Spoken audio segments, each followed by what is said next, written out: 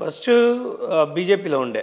బీజేపీలో ఉన్న దాంట్లో పనిచేసిన అంటే అక్కడ ఉన్న కోవర్ట్ సిస్టమ్తో పనిచేయలే. కోవర్ట్లతో వదిలి పెట్టేసి బీజేపీలో కోవర్ట్లు ఉన్నారా? బీజేపీలో సిద్దిపేట మొత్తం కోవర్ట్లే అండి. ఆడ లేకపోతే ఎవరికి అంత సీన్ లేదు.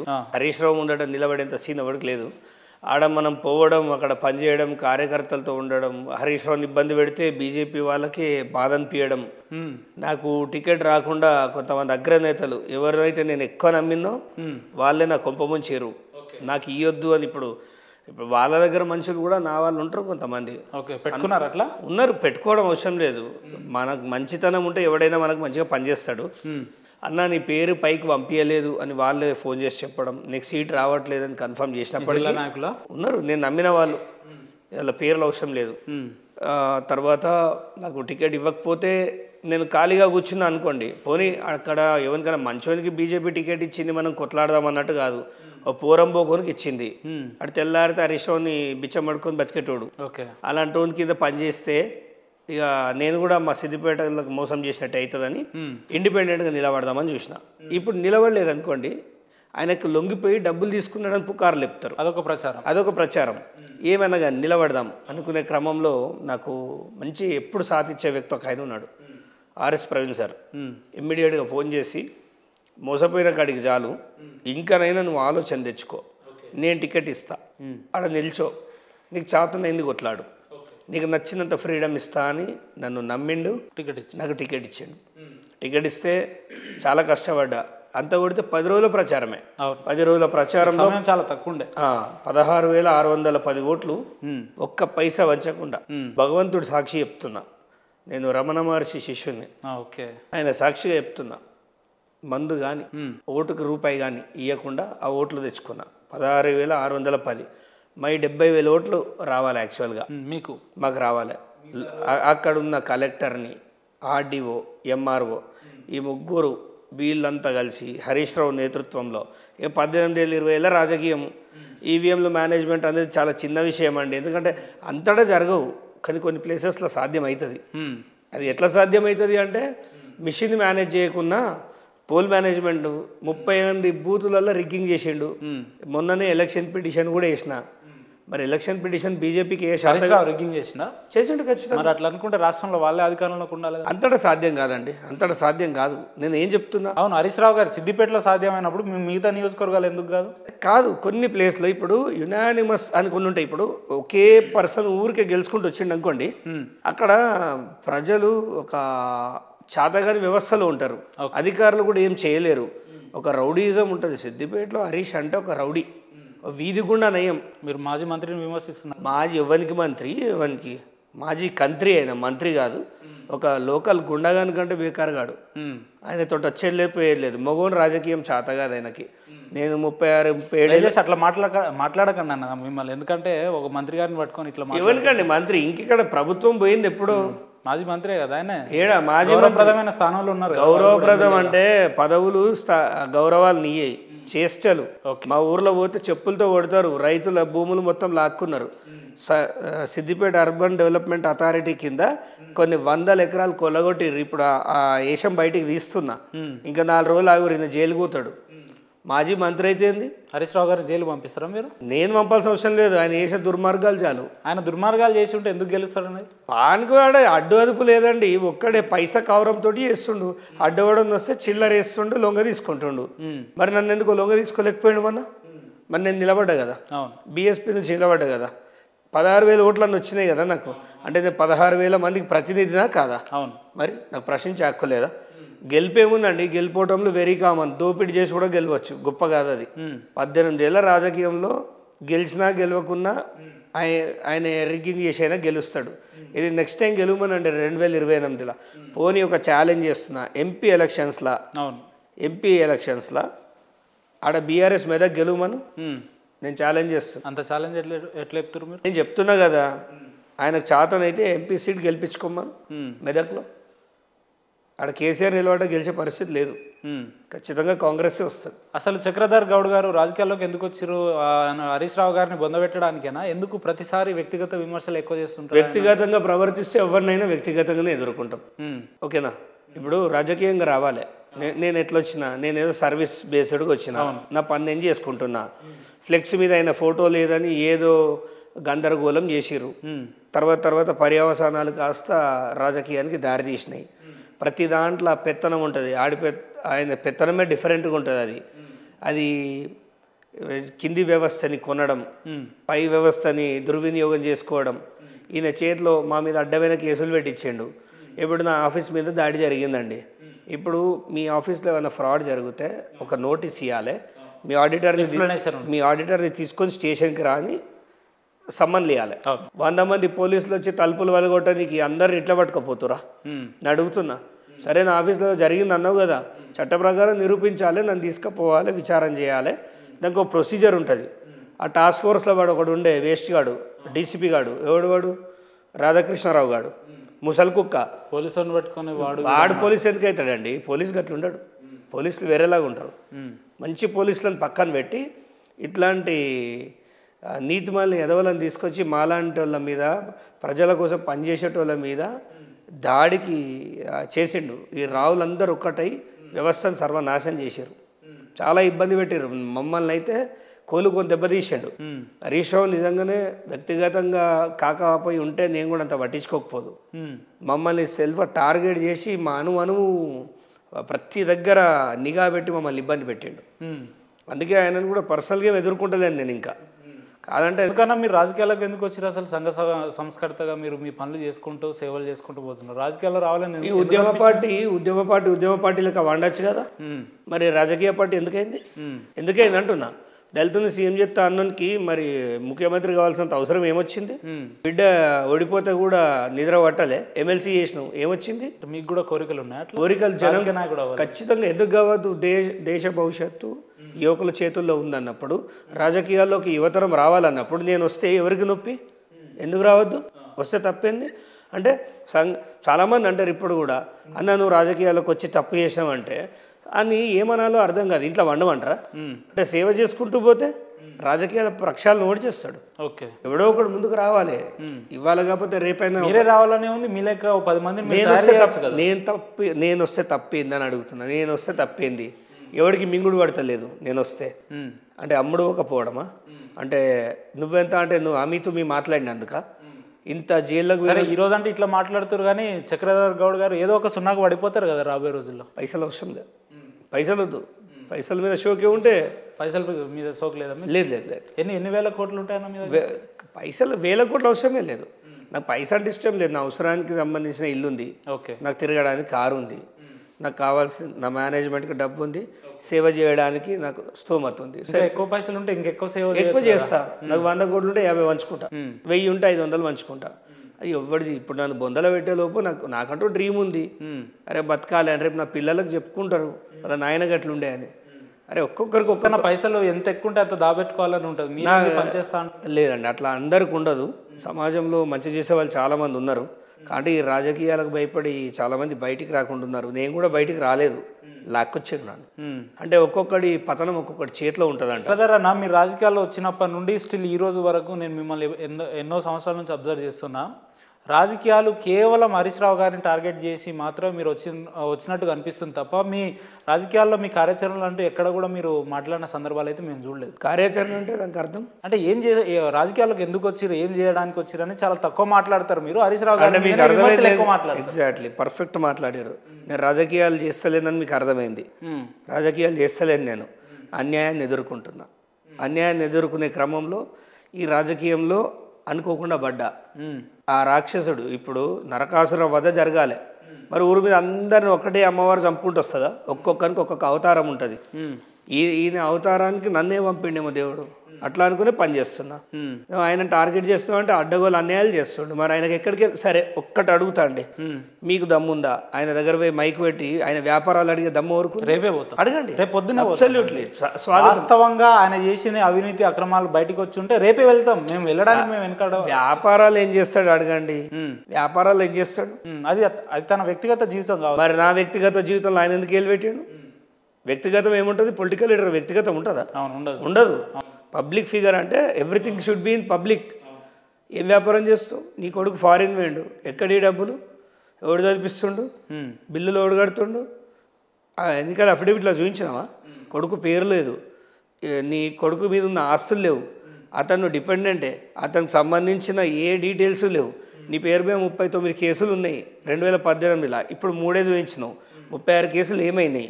ఓపెన్ ఉన్నాయా, క్లోజ్ ఉన్నాయా? ఎలక్షన్ కమిషన్ చెప్పవా? అడిగేటోళ్ళు లేడనా?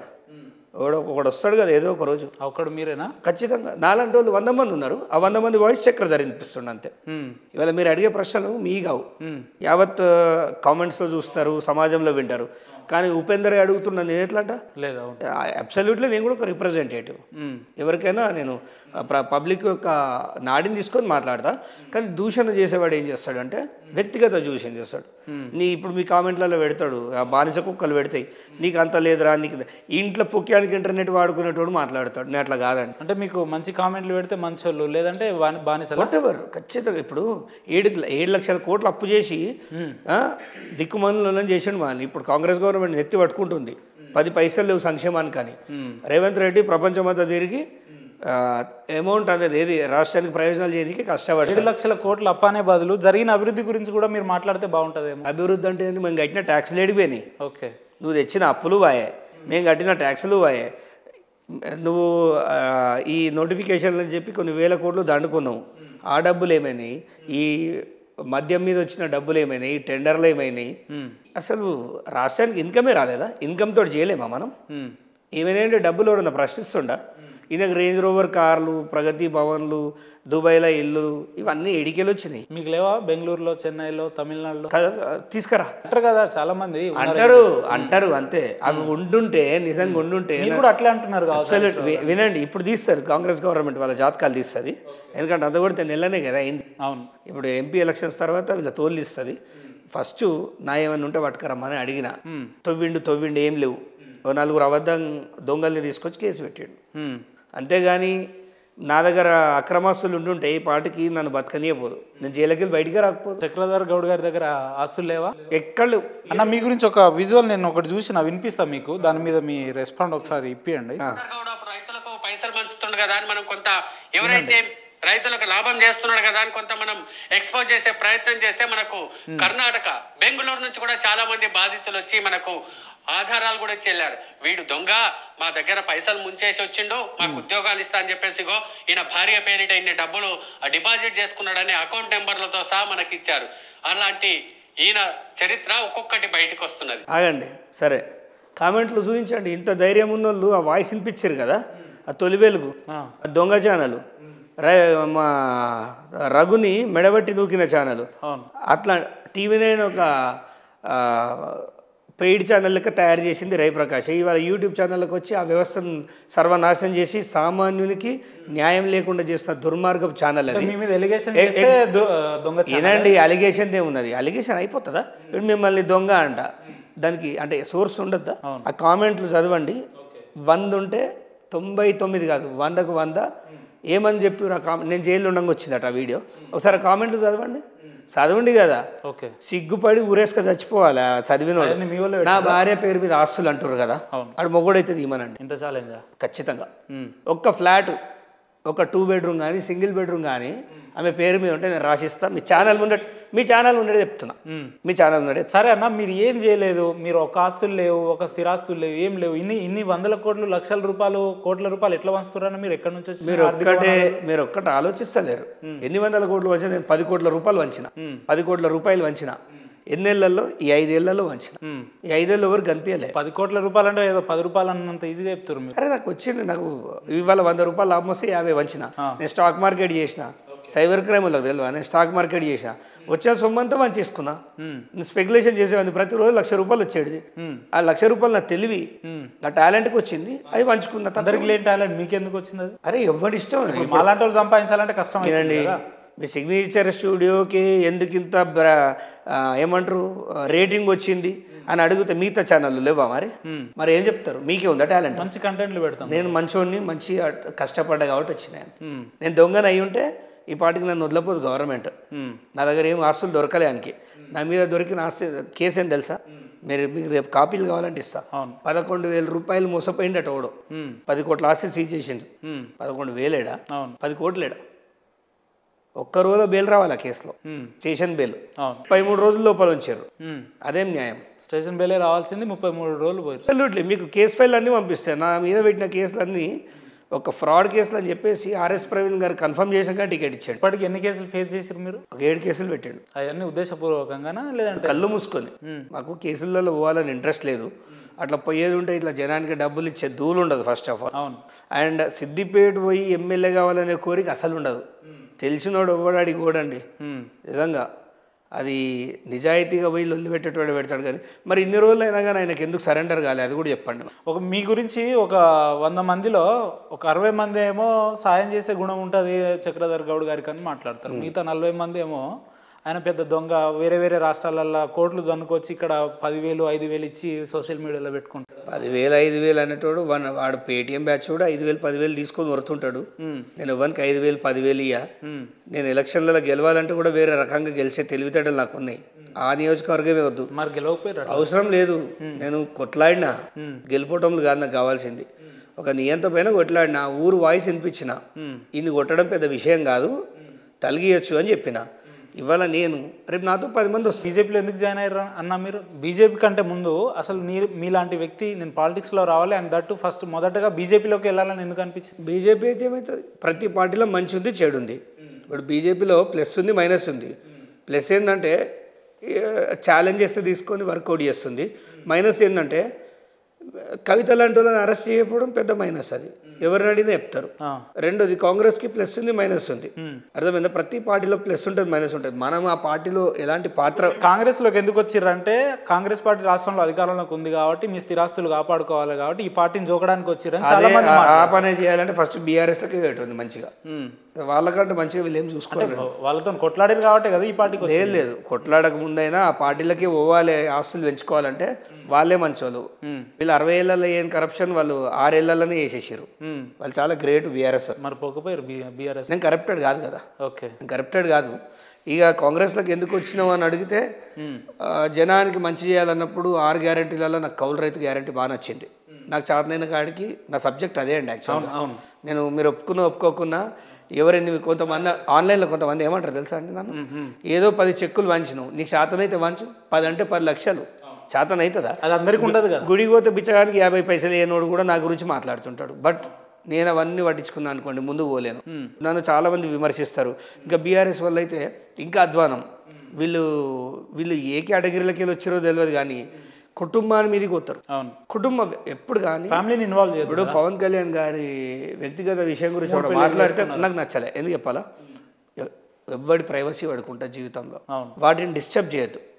నువ్వు ఇంట్లో గడప దాటి ఎవడైతే ఉన్నాడో వాంతో మాట్లాడాలి. ఇంట్లో ఫోటోలు తీసుకొచ్చి మార్ఫింగ్లు వేసి బజార్కి ఇడిస్తే భయపడనీకి నేను పిచ్చోన్నా, సూసైడ్ చేసుకొని అవలాగన్నా. నీలాంటి చెత్తనా కొడుకులు ఉరికిచ్చి కొట్టేదాకా ఊకోం మేము. కొడతారా రాబోయే రోజుల్లో? నాలాంటి కష్టాలు ఎదుర్కొని చాలామంది మా ఊర్లో ఆత్మహత్య చేసుకున్నారు. మీకు తెలియదు, పేరు కూడా చెప్పదలుచుకోలే, ఊర్లో తెలుసు అందరికీ. ఎవరు, దేనికి, ఏం కారణం? ఇట్లా నా లైక్ ఇంట్లో వాళ్ళని ఇబ్బంది పెడితే ఎవరికి చెప్పుకోవాలో తెలియక ఆత్మహత్యలు ఎన్నో జరిగినాయి మా దగ్గర. ఏ చక్రధర్ కూడా అదే కోటలో పోతాడు అనుకున్నాడు కానీ మొగుడై తిరిగి వస్తాడని తెలుసుకోలేకపోయారు. ఖచ్చితంగా ఈయన కొన్ని వేల కోట్ల రూపాయలు కుంభకోణం చేసాడు సిద్దిపేటలో, అది బయట పెట్టేదాకా ఊకోను. ఇంకొకటి, ఇవన్నీ చాలామంది అంటారు నీకు అవసరమా అంటే, మరి ఎవరికి అవసరం? నీకు అవసరమా, నీ పన్ను చేసుకోవచ్చు కంటే మరి ఎవరికి అవసరం? సమాజం కోసం పనిచేయడం, సేవ చేయడమే కాదు, ఇట్లాంటి వాళ్ళ తాట తీయడం కూడా ఒక సమాజ సేవనే. మీ ఇంటర్వ్యూ ఉందని నేను మీ స్థానిక మిత్రునికి ఒకరిని ఫోన్ చేసిన సిద్దిపేట జిల్లా నుంచి. ఆయన ఒక మాట ఏమన్నాడంటే, చక్రధర్ గౌడ్ అన్న మంచోడే, కాకపోతే ఆయనకు రోజు రాజకీయ పబ్బం గడుపుకోవడం కోసం హరీష్ రావుని ఆయన పేరుని ముందర తీసుకొచ్చి మాట్లాడుతూ ఉంటాడు అని అన్నారు. ఎందుకు మీ రాజకీయ అవసరం కోసం ఆయన పేరుని ఎందుకు ముందుకు తీసుకు? ఆయన అవసరమే లేదు రాజకీయాలు. ఇంకా ఆయన వదిలిపెడితేనే బ్యూటిఫుల్గా వేసుకోవచ్చు. కానీ ఆయన అక్రమాలు చేసిండు, ఊర్లో దోపిడీ చేసిండు. ఎవరికేం పట్టి ఉండదు, ఎవరికేం సోయి ఉండదు. వాడు తింటాడు, మన పిల్లం, మన పిల్లలు, మన అమ్మ. సిద్దిపేటలో మీరు ఒక్కరే తెలియగలరు, మిగతా తెలివేందుకండి, తెగింపానండి. ఓకే, తెలివే ఉంటాయి, తెగింపు లేదా మిగతా వాళ్ళకి? సిద్దిపేటలో తెగింపు లేదని నేను అనుకుంటా చాలా వరకు. ఎందుకంటే బెదిరిస్తారు, భయపడిస్తారు. సామాన్యులు అండి, మిడిల్ క్లాస్ ఫ్యామిలీలు. నా ఎక్స్ట్రా మాట్లాడితే పెన్షన్లు కట్ అవుతాయి, ఆడ ఎక్కువ మాట్లాడితే వ్యాపారాల మీద దాడులు జరుగుతాయి. దాని అర్థం వాళ్ళు మంచోళ్ళు కాదు అనట్లేదు, వాళ్ళను చాతగాని లేకుండా చేసిండు. 18 ఏళ్లలో వాళ్ళని నిర్వీర్యం చేసాడు. ఓకే. ఇప్పుడు మనం వచ్చి ఇప్పుడు డిశ్చార్జ్ అయిపోయిన బ్యాటరీని మనం బూస్టప్ ఇవ్వడం అంతే. గతంలో బాగానే జరిగింది, మదన్ మోహన్ గారు ఉన్నప్పుడు అంతకుముందు చాలా బాగుండే. ఈయన వచ్చిన తర్వాత యావత్ సిద్దిపేటని సర్వనాశనం చేసాడు. చాలామందికి మరి చదువుకున్నారో చదువుకోలేదో నాకు తెలియదు. మా హరీషన్ అంటే ప్రాణం, మా హరీషన్ అంటే ప్రాణం అంటాడు. ట్రబుల్ షూటర్ మా హరీషన్. ఎవరికి ట్రబుల్ షూటర్ ఏం మీకు పారేసిండు అని ట్రబుల్ షూటర్ కానీ వానికి బానిసత్వం అలవాటు అయిపోయి జోక్తుండు. కానీ ఒక్కసారి మా హరీషన్ అనేటువంటి వాడు నిజంగా తల్లిపాలే రాగి ఉంటే అక్కడ ఏం చెప్తే అన్ని పైసలు వచ్చాయి నాకు చెప్పండి. ఇంకా అన్ని కోట్ల ఆస్తి ఎక్కడదో నాకు చెప్పండి. ఈ మాటలు మీ సిద్దిపేట ప్రజలు వేస్తే మీ మీద దాడులు జరిగే అవకాశాలు కూడా ఉంటాయి. ఏ దాడులు? మాజీ మంత్రిని తిడుతురుగా మీరు. ఒక్కనే వచ్చిన కార్లా, ఒక్కనే వచ్చిన రమ్మని మన దమ్ము. హైదరాబాద్ సిద్దిపేట కూడా ఒక్కనే తిరుగుతా నేను. సిద్దిపేటలో కూడా ఒక్కనే తిరుగుతా. మమ్మల్ని మానసిక వాళ్ళ అభిమానులు ఉంటారు కదా, ఎవరికి అభిమానం అండి, ఎవరికి అభిమానం? నీకు ఆకలైన నాడు నీ అన్నచ్చి తినిపించిండా? ఆరోగ్య శాఖ మినిస్టర్ ఉన్నప్పుడు ఎన్నో సావులు జరిగినాయి ఊళ్ళో. ఎవరు నన్ను కాపాడిండా? చచ్చిపోయిన పీన్ గానే ఉన్నది తీద్దామంటే 10,000 లేకపోతే ఈ చక్రధర అన్నం పంపించాడు. మంత్రికి శాతగాలే అప్పుడు మంత్రికి. మాట్లాడతాడు మనిషి 6 అడుగులు పెరగగానే అయిపోతుందా? సేవ చేసే తత్వం ఉండాలి. రైతులకు సేవ చేస్తుండంటే వాడిని ఖతం చేసేయండి అనే బాపతి. మీరు హరీష్కి ఎందుకు పబ్బం గడుపుకుంటుండ అనేటోడు ఆడే మనిషి నాకు తెలియదు. కానీ పబ్బాలు గబ్బాలు గడుపుకోవాలంటే కథ వేరే ఉంటాయి. నాకు అంత టైంపాస్ చేసే ఒప్పుకే లేదు. నేను ఎప్పుడైనా రైతు సంక్షేమమే ఊర్లో కవర్లు వంచాల్సిన అవసరం నాకేముందండి? ఒడ్లు తడిచిపోతే నాకేం పోయింది? నాకు అవసరమా? ఎవడన్నా అడిగినా నేను? రైతులు మా వాళ్ళని మంచినా నేను. అది బీఆర్ఎస్కి సపోర్ట్ చేసేటోళ్ళ ఐక్యూ లెవెల్స్ వేరే లెవెల్ ఉంటాయి. అది అన్యాయానికి వాళ్ళు వత్తాస వాళ్ళకే ఇవాళ సమాజాన్ని ఇంత ఖరాబ్ చేశారు. ఒక్కటి చెప్పాలా, ఈ థర్డ్ టైం కనుక కేసీఆర్ గవర్నమెంట్ వచ్చి ఉంటే దాదాపుగా 50 లక్షల మంది విద్యార్థులు అడవుల బాట పట్టేటోళ్ళు, తుపాకీ పట్టేటోళ్ళు. తక్కువ 50 లక్షల మంది నక్సలెట్లు అయ్యేటోళ్ళు. అలా మొదటి నక్సలెట్లు లేనేటోళ్ళు ఏదో తుపాకీ పట్టుకొని వీకటోంది అడవులకి. ఖచ్చితంగా ఎందుకు ఇంత మార్పు వస్తుంది? ఈ వ్యవస్థని వెనకడికి దొరలని తరిమి కొట్టిన మనమే మళ్ళీ దొర వ్యవస్థని కొంతమంది ఎదవలంతా కలిసి నిర్మిస్తుంటే తెలుగున్నోడు ఎవడైనా అడవిలకే వేలు పెడతాడు ఖచ్చితంగా. ఎందుకంటే పోలీసులను నిర్వీర్యం చేసిండు, పోలీసులను లైసెన్స్డ్ గుండాలని చేసిండు, కబ్జా కూరలను చేసిండు. ఇప్పుడు చూడండి ప్రక్షాళన జరుగుతుంది. మంచి ఆఫీసర్, డైనమిక్ ఆఫీసర్ అని వేస్తారు. ఇప్పుడు ఖచ్చితంగా రాను ఇంకా అద్భుతంగా ఉంటుంది తెలంగాణ. ఏదైనా ప్రభుత్వం మీద అని చెప్పి ఇంకో 4 రాళ్ళు ఎక్కువనే విమర్శిస్తారు హరీష్ రావు గారిని. ఇప్పుడు విమర్శించిన ఆయనని ఇవాళ పెద్దగా విమర్శ ఏముందండి? 4 రోజులు ఉండి కాళేశ్వరంలో కథలన్నీ బయటకు వస్తాయి. 1000 కోట్ల కుంభకోణం చేసిండు ఆరోగ్య శాఖ మొత్తం. ఇవాళ ఏదో పేపర్కి వచ్చింది 1000 కోట్ల అక్రమాలు చేసిండట. ఏం మిగిలించలే ఆయన. అది ఆయన పరిస్థితి. అన్న ఇవన్నీ కాదు, మీరు మాట్లాడితే ఇంకో 4 రోజులు ఆగండి జైలుకి వెళ్తాడు, 4 రోజులు ఆగండి జైలుకి వెళ్తాడు అంటున్నారు. అసలు హరీష్ రావు గారు జైలుకి వెళ్తాడా? ఖచ్చితంగా వెళ్తాడు. అవసరం ఏముంది ఆయన? ఖచ్చితంగా వెళ్తాడు. ఆయన ఇప్పుడు బీజేపీలోకి పోయే ప్రయత్నం చేస్తుండు. ఎందుకంటే ఆయన ఆస్తులు కాపాడుకోవాలి. హరీష్ రావు గారు బీజేపీలోకి వెళ్తారు? ఖచ్చితంగా వెళ్తాడు. బీజేపీలోకి ఎంపీ ఎలక్షన్స్ తర్వాత వెళ్తాడు బీజేపీలకి. ఆయన దిక్కు లేదు ఆయనకి. ఇక్కడ ఆల్రెడీ ఆయన బోన్లో వేసే పరిస్థితి ఉన్నది. హరీష్ రావు గారు బీజేపీకి వెళ్ళాల్సి ఆయన one of the best leader. ఇక్కడ టీఆర్ఎస్ సైడ్ ఉందండి. టీఆర్ఎస్ కాదు, అది బీఆర్ఎస్. ఆ బీఆర్ఎస్ కూడా బీజేపీ అవుతుంది 4 రోజులు అయితే. వాళ్ళ పరిస్థితి అధ్వానం ఉంది. ఇప్పుడు కేసీఆర్, కేటీఆర్ ఈయన తప్పించుకుంటారు, ఈయన మెడకేస్తారు. ఈ నా మెడకి ఏడబడుతుందని ఆయన జంప్ అయ్యే పరిస్థితి ఉన్నది ఒకటి. అంతేగాని ఇంకొకటి చాలా వరకు నేను చూసిన ప్రతి ఛానల్ హరీష్ రావు నేరగాడు అది ఇదని ఉత్తిగా పేటరేగిపోయిన క్యాండిడేట్లంతా మొన్న సిద్దిపేటలో హరీష్ రావు మీద ఒక్క ఛానల్ వచ్చి ఇంటర్వ్యూ చేయలే, ఒక ఛానల్ వచ్చి ఆయనకి రివర్స్గా మాట్లాడలే. ఒక ఏది ఇప్పుడు సమాజం కోసం మేము ఇది చేస్తాం అది చేస్తామని ఇవాళ మాట్లాడుతున్నాడు ఎవడు కూడా ఆడికి వచ్చి ఆయన అది చేయలే. పోనీ మేము ఇంత కొట్లాడుతుంటే ఒక్క పేపర్ రాయలే మా ఊర్లో, ఒక్క పేపర్ రాయాలి. ఒక 2 ఛానళ్ళు ఉన్నాయి, ఒకటి యుధిష్ఠిర, ఒకటి వాహిని అని. వీళ్ళిద్దరే కవర్ చేసి సిద్దిపేటలో 16,000 ఓట్లకు కారణమయ్యారు. ఏ ఒక్క ఛానల్కి చేతగాలే రాయడానికి. అంత పెద్ద నీ అంతనా అండి? హిట్లర్కే దిక్కుల కుక్క సాగు వచ్చిండు, గీనెంత గిన్నె లెక్క అంతా. 20,000కి ఏదో మేము పోని అంటే బతికినోడు. సరే నువ్వు బతుకు, నేను ఎవడు వద్దంటలేడు. కానీ అక్రమాలు అడ్డగోలుగా జరిగినప్పుడు ఎవడో ఒకడు ప్రశ్నించడానికి వస్తాడు సమాజంలో. నువ్వు హీరో అంటే 101%. ఎందుకన్నా హరీష్ రావు గారి పేరు చెప్పంగానే ఒక పూనకం వచ్చిన శివంగిలా ఆయన చూస్తేనే అసహ్యం నాకు. ఫస్ట్ ఆఫ్ ఆల్ ఆయన చూస్తేనే అసహ్యం. ఆ బోసి నవ్వుల వెనుక ఒక కుట్ర ఉంటుంది. ఎంతో మందిని చంపిండు, 1,200 మంది పోరగాళ్ళని చంపిండు. ఎవరు? హరీష్ రావు చంపలేదా? ఓకే. ఎవరు గ్యాస్ వస్తుకుందాం గీక్కో శాతగాలే. ఇప్పటికి కూడా తెలంగాణ రెచ్చగొడుతూ ఇంకా రెచ్చగొడుతూ ఉంటాడు. ఊర్లో ఒక్కనికి ఉద్యోగం లేదు. మా ఊర్లో పోరగాళ్ళంతా ఆవార జరుగుతారు, అడ్డగోలుగా గంజాయి తాగి రోడ్ల మీద పడిపోతారు. ఈ మూర్ఖునికి బుద్ధి లేదా? ఇండస్ట్రీ తీసుకొచ్చి పోరగాళ్ళని పనులు పెట్టాలని ఒక్కటి మంచి గుణం లేదు. వాళ్ళ కేసీఆర్ కేటీఆర్ అన్న జర్ర ఇక గుడ్డిలో మెల్ల అన్నట్టు. కానీ ఈయనంత పాపాత్ముడు ఎక్కడ చూడలే నేను. ఇదంతా అన్ని వ్యక్తిగతం అనిపిస్తుంది తప్ప. మీరు వ్యక్తిగతం అనుకోండి, ఏదైనా అనుకోండి, సమాజంలో ఎదవా అనాలి అంతే. 10 మంది ఖరాబ్ అవుతారు. లేకపోతే వ్యక్తిగతం ఏముందండి? ఆయన ఏమైనా చెడ్డి దోస్తామా? కాదు కదా. అన్యాయం చేసిండు, ఊరుకుంటారా? మీ ఇంట్లో ఆడపిల్లని అంటే ఊరుకుంటాను? వాడు ఎంతటోడైతే ఊరుకుంటారా? వాడు వచ్చి నీతోడు ఆమె ఇప్పుడు ఛానల్ పోటీ పెట్టి కొట్లాడితే సరే అని ఊరుకుంటాం.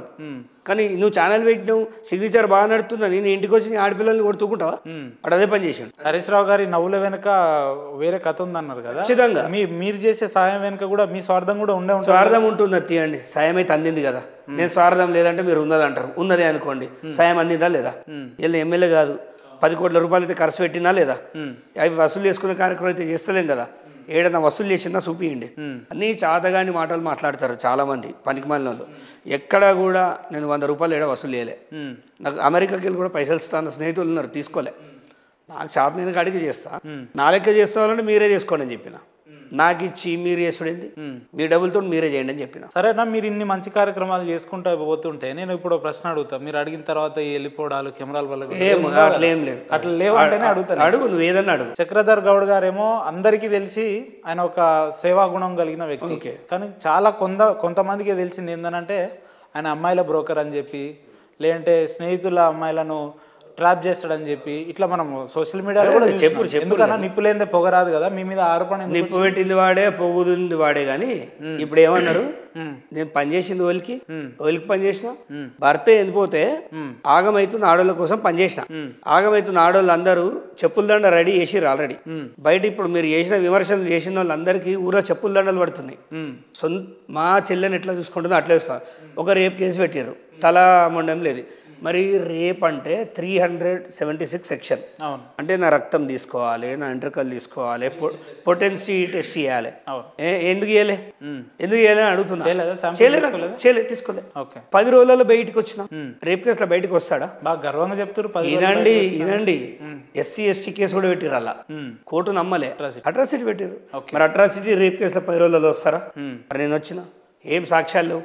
మీరు రేపు అంటారు కదా. ఒక్క నిమిషము, మీరు మీకు మీ ఛానల్ ఒక్కసారి పాసిబుల్ అయితే చూపించండి. ఇది ఏముందంటే cognizance is taken for the offence under section 448 354A IPC. 376 rape అంటే జడ్జు ఛార్జ్షీట్ తీసుకోలే. ఆడు రేప్ చేయలేదే ఆ బాబు, ఆ పిల్లనే చెప్తాను ఆడు రేప్ చేయలేదని. నువ్వు రేప్ కేసు ఎట్లా పెట్టినావు అని 354 ట్రెస్పాసర్ కేసు పెట్టినావు. ఇప్పుడు ఇది కూడా హైకోర్టులో క్వాష్ చేసిన. ఇప్పుడు నన్ను రేపిస్ట్ అన్నోని ఏం చేయాలి మీరు చెప్పండి? డిఫమేషన్ కేసు వేయాలా? వదిలేసిన ఎంతమంది మీద వేయాలి? ఎవడు చూసిండు? సమాజంలో సాయం చేసినప్పుడు ఒక్క ఛానల్ చూపించాలి. ఆ టూ న్యూస్ వాడున్నాడు, తెల్లారితే పొద్దాకితే జోగెట్స్ క్యూ న్యూస్ అంటలేను, టీ న్యూస్ని టూ న్యూస్ అని వెళ్తారు తెలంగాణ. క్యూ న్యూస్ నాకు అండగా నిలబడ్డది, నన్ను కాపాడింది. ఇప్పటికైనా దానికి నేను కృతజ్ఞుడని. ఖచ్చితంగా నేను రేప్ చేయలే అని నమ్మిన వాళ్ళు నా దిక్కు నిలబడ్డారు.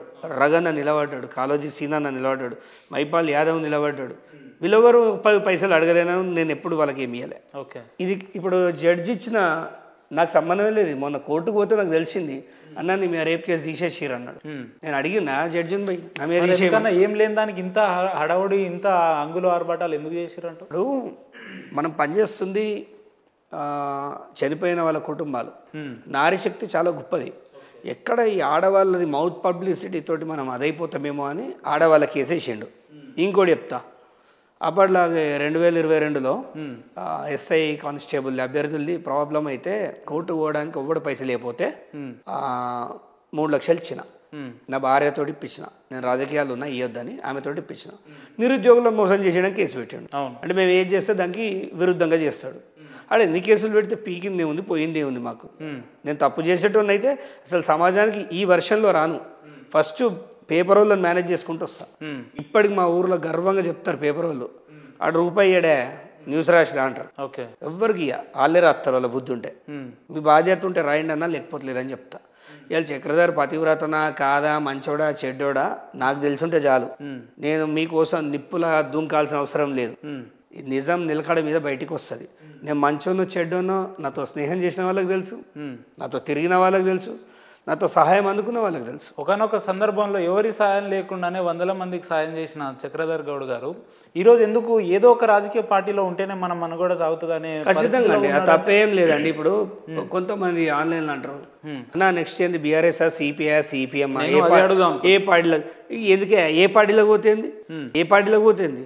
ఎల్ల పోసినా తీరుదామే నేను, నువ్వు చిప్పలో పోసినా తీరుదాన్నే, నువ్వు బంగారంలో పోసినా వెండిలో పోసినా నేను తీరుదాన్నే, నా రుచి మారదు. కానీ తీరుదాం మురికి కాలువలో పడవద్దు అనేది. మురికి కాలువ అని అనుకుంటే వ్యవస్థలో మురికి కాలువలు అని మాట్లాడద్దు. రాజకీయాలు అనేటి అంబేద్కర్ గారు ప్రతి ఒక్కరికి ఇచ్చిన హక్కు, నువ్వు పో, నీ పాత్ర నువ్వు పోషించు, నీకు హక్కు ఏ పార్టీలోకి పోవచ్చు. నేనేంది బీజేపీలోకి పోయినా, నన్ను చాతగానం చేసి కూర్చోబెడదాం అనుకున్నారు, డమ్మీ గానికి టికెట్ ఇచ్చారు. ఇప్పుడు నా ఊరు ప్రజల కోసం నేను నిలబడాలి. ఇండిపెండెంట్గా నిలబడితే ఆర్ఎస్ ప్రవీణ్ వచ్చి నన్ను సాధించిండు, నిలబెట్టిండు నన్ను. తర్వాత అక్కడి నుంచి ఏదో ఒక స్టాండ్ తీసుకోవాలి అని కౌలు రైతు కాన్సెప్ట్ ఉన్నది. ఏది కాంగ్రెస్లో వాళ్ళు ఆహ్వానించారు, నువ్వు హ్యాపీగా పని చేసుకో అని చెప్పారు, రాజకీయాలు చేయమని చెప్పలే. హ్యాపీగా పని చేసుకుంటున్నా. అట్లా పని చేసుకుంటే కూడా ఇవాళ నా మీద మా వాళ్ళతో కంప్లైంట్లు ఇప్పిస్తుంటాడు. ఏడి మా గాంధీ భవన్లా ఇస్తే నీకు ఉన్న ఆయనకు చేత కాదు రాజకీయం, హరీష్కి చేత కాకనే ఇవన్నీ చేస్తుంటాడు. హరీష్ పేరు చెప్పుకొని పబ్బం గడిపేంత గొప్ప తోపేం కాదు. తినండి, ఇప్పుడు మీరు చెప్పేది ఎట్లుందనంటే హరీష్ రావు గారికి మీరు తప్ప వేరే పనేం లేదన్నట్టే మాట్లాడుతున్నారన్న. ఎందుకంటే మీ మీద మీ పార్టీ వాళ్ళు కంప్లైంట్ ఇచ్చిన హరీష్ రావు గారు ఒకటి చెప్తాను, డ్రైనేజ్ క్లీన్ చేయడానికి ఒక వ్యవస్థ ఉంటుంది. ఓకే, మీరు పోయి చేయరు కదా. అవును. అట్లే మా ఊర్లో డ్రైనేజ్ హరీష్ రావు అని క్లీన్ చేసే పని పెట్టుకుని, నువ్వు ఎందుకు చేస్తావంటే నేను తీసుకున్న టాస్క్ ఒక్కరే ఆ డ్రైనేజ్ అంతా క్లీన్ చేయగలుగుతారు. చాట్ నేను అడిగి చేస్తా, మిగతా జనం చేస్తా. ఓకే, నేను చేసిన 16,000 మంది చేసిరు, కనిపిస్తలేదా మీకు? ఆ డ్రైనేజ్ మాకు వద్దని. ఓకే, 23,000 కాంగ్రెస్కి పడ్డాయి. అది కాదా క్లీనింగ్? ఆయనకు పడ్డ 80,000 గురించి కూడా మాట్లాడండి. ఏది 1,00,000 అన్నాడు, 1,50,000 అన్నాడు, 80 మాట్లాడతారు ఏంటండి? అంటే మీరు అంటే దిగజారింది మాట్లాడుతుర్రా, ఎక్కింది మాట్లాడాలి, దిగజారింది మాట్లాడద్దు. 1,50,000 మెజారిటీ నుంచి 1,00,000 వచ్చిండు, 1,00,000 నుంచి 82 వచ్చిండు. ఈ 82 కూడా నువ్వు అంతా రిగ్గింగ్ చేసినావని నాకు తెలుసు. అది ఆయన మనసుకు కూడా తెలుసు ఏం జరిగిందో, నాకు తెలుసు. నైతికంగా నేను గెలిచినా ఓడిందా నాకు తెలుసు, కానీ నా ఊరండి, నాకు తెలుసు కదా. సరే నెక్స్ట్ అయితే చూద్దాం, ఎంపీ ఎలక్షన్స్ చూపించారా? ఆయన రిగ్గింగ్ చేసింది అంటే ప్రభుత్వంలో మీరే అధికారంలోకి ఉన్నారు కదా, మరి రీఎలక్షన్ పెట్టివచ్చు కదా. మరి అట్లా ఉండదండి. ఇప్పుడు దేనికైనా ఒక ప్రొసీజర్ ఉంటుంది. ఎలక్షన్ పిటిషన్ వేసిన నిజాలు ఉన్నాయి అనుకోండి, కొంతమంది అంటారు అంతా వేస్ట్ అన్నా. అరే న్యాయాన్ని వేస్ట్ అని ఎట్లా మాట్లాడతాం? రాత్రి ఓవర్ నైట్లో న్యాయం జరగదు. ఇప్పుడు పొడిచినంత ఈజీ కాదు గాయం మానడం. ఎలక్షన్ పిటిషన్ వేసిన దాంట్లో ఫ్యాక్ట్స్ ఉంటే న్యాయం జరుగుతుంది, లేదనుకో సరే జరగదు. ఓకే, నేను ప్రయత్నం అయితే చేసినా కదా. ఎవడన్నా చేసిండ ఆయన మీద 2 నెలలు ఎవడన్నా కేసు వేసిండా? మరి నేను డైరీ చేసిన, ఒంటరిగా తిరుగుతుంటా, నన్ను సాగదొప్పుతారు, పర్వాలేదు పీక్తిస్తుందన్నా. ఎన్నడన్నా నేను నాకు ఇటువంటి నన్ను చంపేస్తారు లేదంటే పోతా అట్లేం బాధేం లేదు. అంటే కొట్లాడుకుంటా పోయిన తృప్తే వేరే ఉంటుంది. నన్ను జాబంగా కూడా నన్ను చంపేటోడు చెప్పాలి, వాడు మొగోడు సార్ చెప్పుకుంటే చచ్చిపోయింది అని కూడా చెప్పాలి. ఎందుకన్నా ఇంత కసిగా మాట్లాడు? సేమ్ లేదు, ఒక్కసారి ఒక మనిషిని బాధ పెట్టాలి. కానీ నేను చాలా మంది ఆయన కొరల్లో చిక్కి చచ్చిపోయారు, నేను తప్పించుకొని ఇంకా శక్తిగా మారిన. నాకు భయం అంటే తెలియదు. నేనైతే బతిలాడా, సంపంగా కూడా బతిలాడా, నిజం చెప్తున్నా. నాకు అవసరం కూడా లేదు అట్లాంటి లైఫ్. కొట్లాడతా జనాని కోసం, నమ్మినోడు నమ్ముతాడు, లేదు బాన్సాన్ కాల్ముక్తా దొరా అనుకున్నాడు, ఆన్ బూట్ కాలే నాకు బతుకుతాడు. మా అవ్వయ్య గనలే నన్ను. నేను పని చేసిన, నేను మంచి చేసిన చెడు చేసిన, సమాజంలో చేసిన. పార్టీలు మారినంటే మస్తు మంది మారిను. కేసీఆర్ టీడీపీ కాదా, టీఆర్ఎస్ పెట్టలే, దాన్ని బీఆర్ఎస్ చేయలే, అందువల్ల కాంగ్రెస్లో మంత్రి కాలే. ఎవరికైనా శాతం అవుతుంది ఈ మాట్లాడడానికి? ఇవాళ ఎవరు లేరండి రాజకీయంలో. అరే రాజకీయం అంటే ఎన్ని రకాలుగా మారినా ప్రజలకు ఏం చేస్తుండు అనేది ఇంపార్టెంట్. అల్టిమేట్గా ప్రజలకు ఏం చేస్తుండు? మా ఊళ్ళో 600 ఉన్న బీఎస్పీ అలా 16,000 వచ్చింది. అంటే హౌ మెనీ టైమ్స్ మీరు చెప్పండి, how many times? 600 into how many times అని అడుగుతున్నా. 16,000 అంటే మెనీ టైమ్స్. దానికి న్యాయం చేసినా లేదా? ఇంకా అక్కడికి వెళ్ళి వచ్చి కాంగ్రెస్లో జాయిన్ అయినా. ఎందుకంటే శత్రువుని ఢీకొనాలనుకున్నప్పుడు, అంతమొందించాలనుకున్నప్పుడు ఆయుధాలు మార్చాల్సింది. ఆయుధాలు మార్చాల్సిందే. బీజేపీ ఒక ఆయుధం అనుకున్నా, అది కట్టప్ప లెక్కనే. అది వాళ్ళంతా ఒకటే. అందుకే నా ఉసురుదలిగే ఇప్పుడు వాళ్ళు టాప్ ఆర్డర్ అంతా వేరు. నా ఒక్కనే కాదు, నా లెక్క కష్టపడి పనిచేసిన వాళ్ళు అందరిది వీళ్ళు వాళ్ళ దగ్గర వీళ్ళ దగ్గర పోయి అడుక్కునే చెంచగాలు ఉన్నారు బీజేపీలో కూడా. నికార్సైన బీజేపీ ఒక 2 కింద చచ్చిపోయింది ఆల్రెడీ. ఒకప్పుడు బాగుండే. హైదరాబాద్ బీజేపీలో కమిట్మెంట్ బాగుంటుంది, కార్యకర్తలు స్టాండర్డ్గా పనిచేస్తారని చెప్తుంటారు కదా. కార్యకర్తలే పనిచేస్తారు, నాయకులు చేయరు. నాయకులు అమ్ముకోబోతుంటారు, కొంటుంటారు, మాలాంటి వాళ్ళని అమ్ముకుంటారు, పైసలు చేసుకుంటారు. అది కార్యకర్తలు బాగుంటారు. బీజేపీ కార్యకర్తను ఎవ్వరిని ఒక మాట అన్నా నేను, వాళ్ళ కమిట్మెంట్కి కాళ్ళకు దండం పెడతా. కానీ నాయకులు బ్రోకర్ గాళ్ళు, జోకర్ గాళ్ళు ఉన్నారు అలా చాలా మంది. లేకపోతే బీజేపీ అవుట్ రైట్ ఎంత రావాలి. రాజకీయాలని కాదు కానీ వ్యక్తిగతంగా మీకున్న కమిట్మెంట్ ఏంది ఈ సమాజం మీద అంటే నేను రైతుల కోసమే పని చేసుకుంటా. నాకు ఈ పవర్ మీద, దేని మీద, ఈ నామినేటెడ్ పదవులు ఇవన్నీ మజా లేదు. నాకు ఒక ప్రశాంతమైన వాతావరణంలో ఒక 10 సంవత్సరాలు రైతుల కోసం పనిచేసుకోవాలని వచ్చినా. నేను 3650 అని పెట్టుకున్నా. 3650 రోజులు రైతుల కోసం ఏదన్నా చేసి ఏదైనా ఇన్నోవేటివ్గా చేయాలి, ఏదైనా పైలట్ ప్రాజెక్టు తీసుకొని ఆర్గానిక్ ఫామ్ చేసి ఇట్లాంటి ఆలోచనలతో వచ్చిన. దాన్ని కాస్త సర్వనాశనం చేసి సిద్ధిపేట. ఇప్పుడు ఈ గవర్నమెంట్లోనన్నా కంబైన్డ్ వర్క్ చేసుకుంటూ నా ఫౌండేషన్ని ఆల్రెడీ స్టార్ట్ చేసిన. దాని త్రూ ఇంకా చాలా మంచి కార్యక్రమాలు చేయడం, రైతులు చనిపోతుంటే వాళ్ళకి కౌన్సిలింగ్ ఇవ్వడం, చనిపోవద్దు అని చెప్పి ఒక కార్యక్రమాన్ని పెట్టుకుంటాం. తెర మీద రైతులకు సేవ చేస్తున్నారని చెప్పి తెర వెనకాల ఫౌండేషన్లు, ట్రస్ట్లు పెట్టి మీరు 1000 కోట్లు దన్నుకుంటున్నారని చెప్పి తీసుకోండి. మీరు ఇప్పుడు బ్యాంక్ అయితే అకౌంట్ ఇవ్వాలి, మీ ఆఫ్ ద రికార్డ్ ఫ్రెండ్ ఉందా చెప్తాడు బ్యాలెన్స్ ఎంత ఉందో. అంతే కదా. 1000 కోట్లు ఉండుంటే కథ వేరే ఉండు. టీ న్యూస్ వాడు ఒకటే బొమ్మని 18 రోజులు వేసాడు, జైలు ఉన్నప్పుడు చూసిన. నా పనే పెట్టుకున్నాడు. మరి 1000 కోట్లు ఉండుంటే నన్ను బజార్కి ఇడ్చేటోళ్ళండి. నా దగ్గర ఏమి అక్రమాస్తులు లేవు. ఉండుంటే నిజంగా నన్ను పీడీ యాక్టివిటీ లోపల వేసేటోళ్ళు. ఏవి లేవు. అంత అబద్ధం, అంత అబద్ధం నేనే చెప్తున్నా కదా. నా దగ్గర మైనస్లు ఉంటే నేను అసలు ఇటు రానే రాను. నాకు తెలియదా అండి ఏదో అబద్ధం అయినప్పుడు. నేను ఏమంటున్నా అంటే నిప్పులేందే పొగరాదు కదా అన్న. ఇంకేం నిప్పు, ఇంకేం పొగ. మా మీద ఎందుకు రాదన్న? మా మీద ఎలిగేషన్లు ఎందుకు రావు? మీలాంటి వాళ్ళ మీదకి ఎందుకు వస్తుంది? మీరు మీ బాధ్యత మీరు చేస్తారు ఏదో ఒక యాంకర్గా అంతే. ఇప్పుడు నేను తర్వాత ఇంకొకడు అంతే. నేను మాత్రం ఒక్కడినే పట్టుకున్నా అని అంతం చూస్తు. ఎవడండి ఈ రాష్ట్రంలో మైనంపల్లి చక్రధర్ తప్ప హరీష్ని గట్టిగా తిట్టినోడు ఎవడన్నా ఉన్నాడా చూపిరు? ఎవరన్నా ఉన్నారా? ప్రతిపక్ష నాయకులు తిడతారు కదా. తిడతారు, మా రేంజ్లో తిట్టాడు చూపించు. మా ఊరికి మీరు ఒక 4 పంపించండి సిగ్నేచర్ నుంచి. చక్రధర్ ఎలాంటి వాడు అని ప్రశ్న అండి. రెండోది, చక్రధర్ చేసిండా అని నమ్ముతురానండి. హరీష్ రావు ఎలాంటి వాడు అడగండి. అన్ని జాగాల భూములు వెళ్ళండి. మిట్టపల్లి అనే గ్రామం ఉంది. మిట్టపల్లి గ్రామంలో సర్వనాశనం చేసేసాడు దాన్ని. ఏదో యువకుడు సతీష్ అని చెప్పి మీరు ఒక వీడియో కూడా పెట్టారు. ఏందన్నారు ఆ ఇష్యూ? ఏంది అసలు? సూడా పరిధిలోకి వస్తుంది అది. మెరుపుగుట్ట అని ఉంటుంది అక్కడ. ఓకే. మెరుపుగుట్ట నరసింహస్వామి గుడి ఉంటుంది. దాదాపు 1500 ట్రిప్పుల మట్టి కొట్టేస్తుండు అని చెప్పేందుకు పిల్లగాన్ని హత్య చేసే ప్రయత్నం చేశారు. ఓకే. దాన్ని అడుగున్నాను నేనే. దెబ్బ కాంప్రమైజ్కి వచ్చారు వాళ్ళందరూ. అక్కడ కేసు పెడితే 3 టౌన్లో సిఐ ఆ కేసుని పిటి కేసుగా డిస్పోజ్ చేసిండు. అసలు 3 టౌన్ పెట్టిందే సూడా పరిధిలో జరిగే అన్యాయాలకి వత్తాసు పలకడానికి. కొన్ని మీరు అబద్ధం అయితే స్టేట్లో సంచలనం అండి అది. హరీష్ రావు ఆస్తులన్నీ సూడాలనే ఉన్నాయి. వీళ్ళందరూ ఊరంతా ఎత్తుకుతున్నారు కానీ నాకు తెలిసి ఏడు ఆ సూడాలో ఈయన బినామీలు ఉన్నారు. ఆ సూడాలనే ఎవ్రీథింగ్ ఉన్నది. సూడా చుట్టుముట్టే హరీష్ రావు ఆస్తులు ఉంటాయి, కొన్ని 1000 కోట్లు ఉంటాయి. ఆధారాలు ఉన్నాయా మీ దగ్గర? ఆధారాలు ఏంటండి, సాక్ష్యాలు, సజీవ సాక్ష్యాలు. బతికే ఉన్నారు పబ్లిక్. ఎవడో ఒకడు మా కోసం వస్తాడు కదా గొంతు ఇప్పడానికి వెయిట్ చేస్తే పోయినా నేను పోతావే ఆ పానమని ఉన్నారు అక్కడ సజీవ సాక్ష్యాలు. చాలా వీడి పైసా ఊరు మొత్తం కొల్లగొట్టి, ఆ సూడాన్ మొత్తం కొల్లగొట్టి 1000 కోట్ల రూపాయలు దండుకున్నారు. ఇవాళ నేను ప్రశ్నిస్తున్నా వాళ్ళని. నేను నిలబడ్డా అక్కడ, అండగా నిలబడ్డా. పోయింది పానం అని చెప్పిన వాళ్ళకి, మీకోసం నిలబడతా అని. ప్రాణం పోతుందా? కొట్లాడితే పోతుంది. అట్లా ఎంతమంది పోయింది సిద్దిపేటలో? లెక్కలేవు. కనిపించారని చాలా మంది చెప్తారు. అవునా? చాలా మంది చెప్తారు. ఏమో ఫ్యూచర్లో నాదే పోతుంది కావచ్చు. అప్పుడు ఒకటి టెలికాస్ట్ చేయలేదు. అట్లేం లేదు. అట్లా చక్రధర్కి ఏం భయం ఏం లేదు.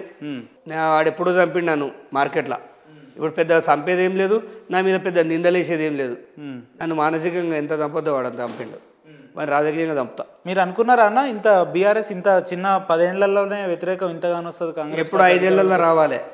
సిగ్గులేని వాళ్ళు అంతా కలిసి వానికి 100 దగ్గర డబ్బులు ఎక్స్ట్రా చేసి రాష్ట్రాన్ని నాశనం చేశారు, సర్వనాశనం చేశారు. ఒక్కరికి ఉద్యోగం లేదు. ఇప్పుడు రాష్ట్ర గురించి మాట్లాడండి, ఎందుకంటే అది టేక్ ఓవర్ చేయడానికి ఇప్పుడు మొత్తం మనమే చేయొద్దు. ఒక్కొక్క పాత్ర ఒక్కొక్కరు పరిధులు. నా పరిధి సిద్దిపేటే. నా సేవకి పరిధి లేదేమో కానీ నా రాజకీయం మాత్రం సిద్దిపేటలో ప్రజల్ని చైతన్యవంతులు ఏమైనా రాజకీయ శత్రువు హరీష్ రావు గారే అంటారు. ఖచ్చితంగా ఆయన నిర్వీర్యం చేయడమే నాకు కావాలి. ఆయన చేసిన తప్పులన్నీ బయటికి రావాలి అంతే. ఆయనకు లొంగేదైతే ఉండదు, భయపడేదైతే అస్సలు ఉండదు. మళ్ళీ ఇంకో 4 సార్లు జైల్లో పెట్టినా పర్వాలేదు. రోజు నిద్ర పోయేటప్పుడు ఆయనను నేను నిద్రపోను. నా స్టేటస్లు చూడండి, రాత్రి 3 గంటలకు ఉంటాయి. నిద్రపోకుండా చేసిండు నన్ను. ఒకరిని ఈ మీద కొడితే ఓకే కానీ మనసు మీద కొట్టద్దు. నా కుటుంబం మీద కొట్టిండాడు. ఆడు చేసిన పెద్ద తప్పదే. వాడు వీడు అంటున్నారు మంత్రిని. మా దగ్గర కూడా పెద్ద వాళ్ళని వాడే అంటాడు. ఆడ రెస్పెక్ట్ లేనప్పుడు ఈడ రెస్పెక్ట్ ఉండదు. మరి నువ్వు ఏది నేర్పినో ఎమ్మెల్యేగా నేను అదే నేర్చుకో. వాని మీద ఇంక అమ్మ అక్కని తిడతాడు, నేను అట్లా కూడా తిడతాడేం కదా. ఇవన్నీ వాస్తవాలా మీరు మాట్లాడేది? నేను ఏది అబద్ధం మాట్లాడాల్సిన అవసరం లేదు. మీరు చూస్తున్నది చక్రధర్ ఏదో బయట తిరిగే పూరంబొగ్గాని కాదు. నేను నా టైం వేస్ట్ చేయ. నాకు ఏదైనా చేతనైతే మంచిగా చేస్తా తప్ప ఎవరిని చెడగొట్టే కార్యక్రమాలు పెట్టుకోను. ఇక కామెంట్ చేసేటోళ్ళు అయితే వాళ్ళకి బుద్ధి రావాలని రోజు భగవంతుని మొక్కుతున్నా. ఒరే నువ్వు నా మీద పెట్టే దృష్టి, నేను ఏ పార్టీలో పోతున్నాను నీకు ఎందుకురా బాబు, నీకు అయ్యేదే ఉంది పీకేదే ఉంది. నీ అమ్మాయిని మంచిగా చదువుకో, నీకు నచ్చబోతే ఓటేయకు. నేను పూరంబొగ్గా నన్ను కూడా నన్ను గెలిపియకు, నన్ను ఎమ్మెల్యేనే చేయకు. నాతో వచ్చిందే ఉంది, నీకు పోయిందే ఉంది. అన్న నువ్వు ఏ పార్టీలో పోతున్నావే అంటావు. నీకు శాతనైతే హరీష్ రావు ఇంటి ముందు నిలబడి అన్న నీకు ఆస్తులు ఎక్కడ వచ్చినాయి అని అడుగు. అని చూస్తే రాలిపోతుంది ఒక్కొక్కడికి. అంటే మీ ఏందన్నా హరీష్ రావు గారు మీకంటే ఎక్కువ ఆస్తులు సంపాదించుకుంటున్నాను మీ బాధనా, లేదంటే అన్యాయంగా సంపాదిస్తున్నాను మీ బాధ? ఆయన ఒక ప్లాట్ అంత ఆస్తి లేదు నా దగ్గర. లేదా మీ దగ్గర ఆస్తులు లేవా? నా దగ్గర లేవండి. ఎన్నిసార్లు చెప్పాలి మీకు? కావాలంటే మొన్ననే దేవి తీస్తే 10 కోట్లు వెళ్ళలే. మొత్తం తీసిండు మొన్న. ప్లాట్ అంత లేదా మీ ఆస్తి? లేదు. ఇప్పుడు వానికి ఎంత ఆస్తుందో ఎవరికి ఎంత ఆస్తుందో నాకు అవసరం లేదు. అవంతా అక్రమంగా సంపాదించండి. నేను దొంగలేక సంపాదించలే. కష్టపడ్డా 10 ఏళ్ళు హైదరాబాద్కి వచ్చి నేను ఇప్పటికి 15 ఏళ్ళు అవుతుంది, 18 ఏళ్ళు అవుతుంది. నేను కూడబెట్టుకున్న పైసలే నేను పంచిన. దొంగ సొమ్ము అయితే ఎందుకు వస్తారండి? నేను నా జెంటిల్మెన్ సినిమాలు అర్జున్ కాదు కదా. నేను వాడు తిండికి లేకుండా కష్టపడ్డ రోజులు నేను మరి మొన్నటిదాకా. అంత దౌర్భాగ్య స్థితికి తీసుకొస్తే నిలదొక్కుని ఆర్ఎస్ ప్రవీణ్ సార్ నన్ను కరెక్ట్గా నిలబెడితే ఆడ నిలబడ్డా. చక్రధర్ అన్న ఒకటి చెప్పండి, మీకు అనేకమైన ప్రలోభాలు రాజకీయాల్లో ఉన్నప్పుడు లేదా మీ సేవా కార్యక్రమాలు ఉన్నప్పుడు వచ్చినాయి కదా, ఎందుకు అనవసరమైన ఈ కార్యక్రమాలు తీసుకొని నేను బాగా నా కుటుంబాలను ఇబ్బంది పెడుతున్నాడు, ఇక్కడ రాజకీయ వ్యవస్థ ఇట్లా తయారైందని అనిపించిన సందర్భాలు ఏమైనా ఉన్నాయా మీకు? మస్తు సందర్భాలు. ఇప్పుడు మా ఇంట్లోనే అన్నారు అసలు వీళ్ళకి రాకుండా అయిపోదు, మన బతుకు మనం బతుకుతా అయిపోదు, జనానికి చేసినాం ఎవడు కృతజ్ఞతగా లేడంటే తప్పది. వాళ్ళు కృతజ్ఞతగా ఉన్నారు కాబట్టి ఆ 16,000 ఓట్లు పడ్డాయి. ఆడు ఎంత ప్రలోభాలకు గురి చేసినా 16,000 ఓట్లు ఇచ్చారు. ఫ్రెషర్ అండి నేను, ఫ్రెషరు. నాట్ ఈవెన్ 1 రూపీ వంచకుండా వచ్చిన మనం పెద్ద, ఎందుకంటే బ్యాక్గ్రౌండ్ ఏం ఫ్యామిలీ కాదు, మన ఆయన ఏం పెద్ద అది కాదు. మేము చిన్నగా ఉన్నామో లేమో అని బతికిన వాళ్ళకే 16,000 ఇచ్చారంటే పాజిటివ్ 16,000 అయితే మంచిగా ఉన్నారు కదా. ఇట్స్ నాట్ ఏ జోక్ కదా, ఏం 100 ఓట్లు కావు కదా. అది దట్టు బీఎస్పీ మీద. బీఎస్పీని కార్నర్ చేసి చూసే క్రమంలో కూడా నన్ను అడాప్ట్ చేసుకున్నారు పబ్లిక్. అంతకు మించి మీరు బీజేపీలో కాంగ్రెస్లో ఉంటే ఇంకా ఎక్కువ వచ్చేసుకో. 60,000-70,000 ఓట్లు వచ్చాయి. అట్లా వస్తాయనే కదా వాళ్ళు కొంతమంది కుట్ర చేసిర్రు. జరిగిపోయి సరే ఇప్పుడు కుట్ర అంటే ఏడ్చేటోడు ఏడుతాడు, ఓడిపోయినామని వాళ్ళ మీద ఏడుతా ఉంటాడు. నేను గెలవని కూడా నీకు రాలే కానీ ప్రజలకు ఒకటే చెప్తా, ఈ తిండికి ఠికానా లేని కేసీఆర్ కుటుంబం ఇన్ని కోట్లు ఎట్లా సంపాదించింది? ఇవాళ మళ్ళీ కేసీఆర్ని ఇంకోసారి సీఎం చేయాలంటుండు. కేటీఆర్కి సిగ్గు లేకుండా 6 నెలల్లో సీఎం అవుతాడా? సిగ్గు మన శరమేమని ఉండాలి. ఉండమంటావు సావమంటావు పబ్లిక్ని? ఉండలేకపోతున్నావు, అధికారం లేకుండా ఉండలేకపోతున్నావు. అశోకులు అవన్నీ లేవు కదా ఇప్పుడు. ఏదో పీకి ఐటీ కంపెనీలు తెచ్చినట్టు ఏం తెచ్చినావు? ఎస్కార్ట్లు, పోలీస్ గన్మెన్ ఏంది? రేవంత్ వచ్చి మొత్తం పీక్ పారదో వీడు ఎక్కడికక్కడ. ఇలా ప్రజలు కల్లారా చూస్తుర్రు. ఇన్ని రోజులు 10 ఏళ్ళుగా దాపెట్టినావు. సరే ఇది రాజశేఖర్ గవర్నమెంట్లోనే కట్టిండు అని మాట్లాడుతుండు. మొన్న నువ్వేం పీకినావు? పీకకుండా. నువ్వేం పీకినావు అంటున్నా? పీకకుండా. అంటే అదే కంటిన్యూ చేసినావా? ఇలా విమర్శ చేస్తున్నావు. రైతు బంధు పైసలు వేయాలి అంటాడు. మీరేం గాడిదలు కాసిరా? నెల ముందు వేయాలని తెలియదా మీకు? ఎలక్షన్ ముందట టింగ్ అంటాడు. ఎడబడ్డాయి టింగ్ అని. ఇప్పటికి పడ్డాయా మరి? కవిత స్కామ్ చేయలేదా? ఈ బీజేపీకి శాతం అయితలేదు. ఎందుకు లోపలేస్తలేదు? వీళ్ళు వాళ్ళంతా ఒకటే. బీజేపీ నా మీద విమర్శించడం వాళ్ళకి ఒక్కటే ఒక క్వశ్చన్ ఇస్తా, కవితను లోపలేసి తర్వాత నన్ను తిట్టూరి.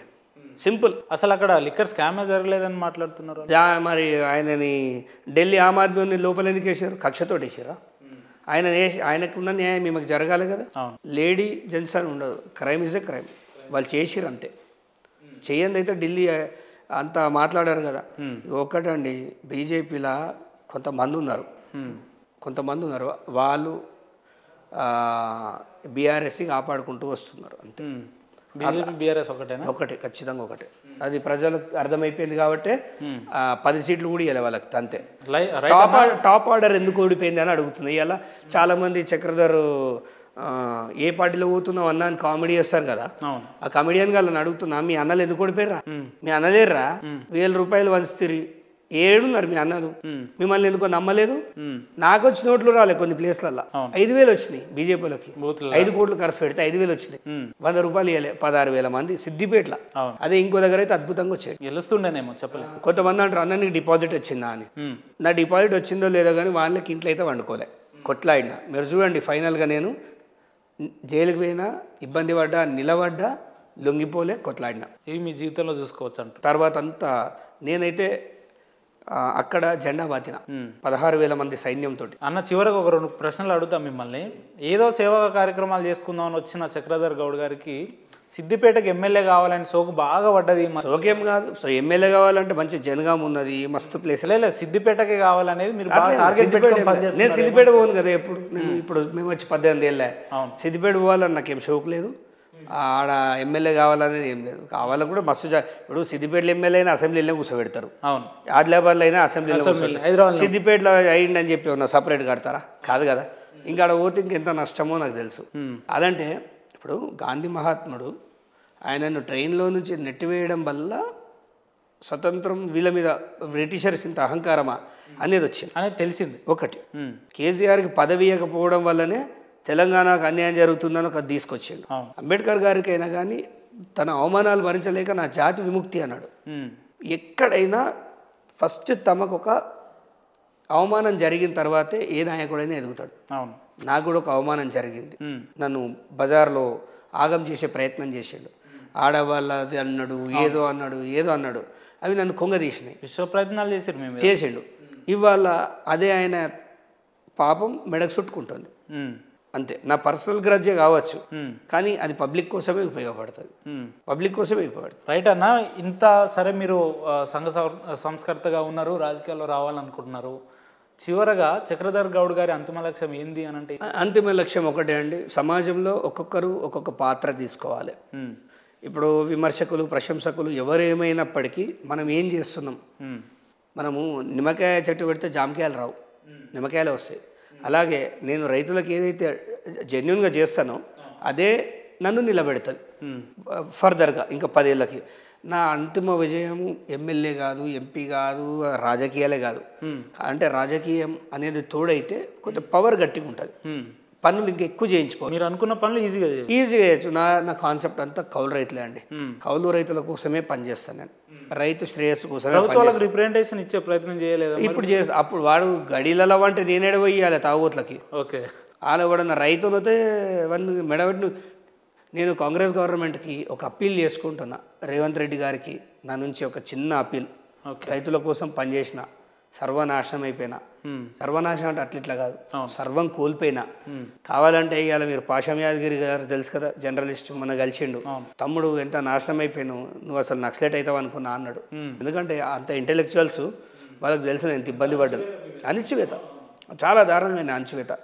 ఒకటే చెప్తున్నా, నా అప్పీల్ ఒకటి ఉంది, ఈ కాంగ్రెస్ గవర్నమెంట్ ఉన్న రోజులు రైతు మీద లాఠీ ఎత్తకండి, రైతుల మీద కేసులు పెట్టకండి, పిలిచి మ్యాక్సిమం మాట్లాడండి. మూడోది, దయచేసి రైతులకి ఎట్టి పరిస్థితుల్లో సంఖ్యలు వేయకండి. ఈ 3 దుర్మార్గాలు చేసేడు కాబట్టి ఆ తాగుబోతుని ఆడబెట్టిరు. ఏడా వాళ్ళకి వశమైతే లేదు, అధికారం లేకపోయేసరికి రాక్షసులు కదా, ఆకలి జనం రక్తం కావాలి, ఆ రక్తం లేకపోయేసరికి నరాలు తెగిపోతున్నాయి.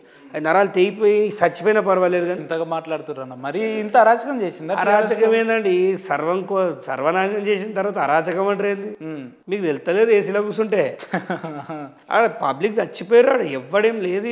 ఈ రాష్ట్రం కలేవరాన్ని మిగిలిచ్చిర్రు, పానాలు గినాలు అన్ని చంపారు, రక్తం మాంసం అంతా తాగేసిర్రు.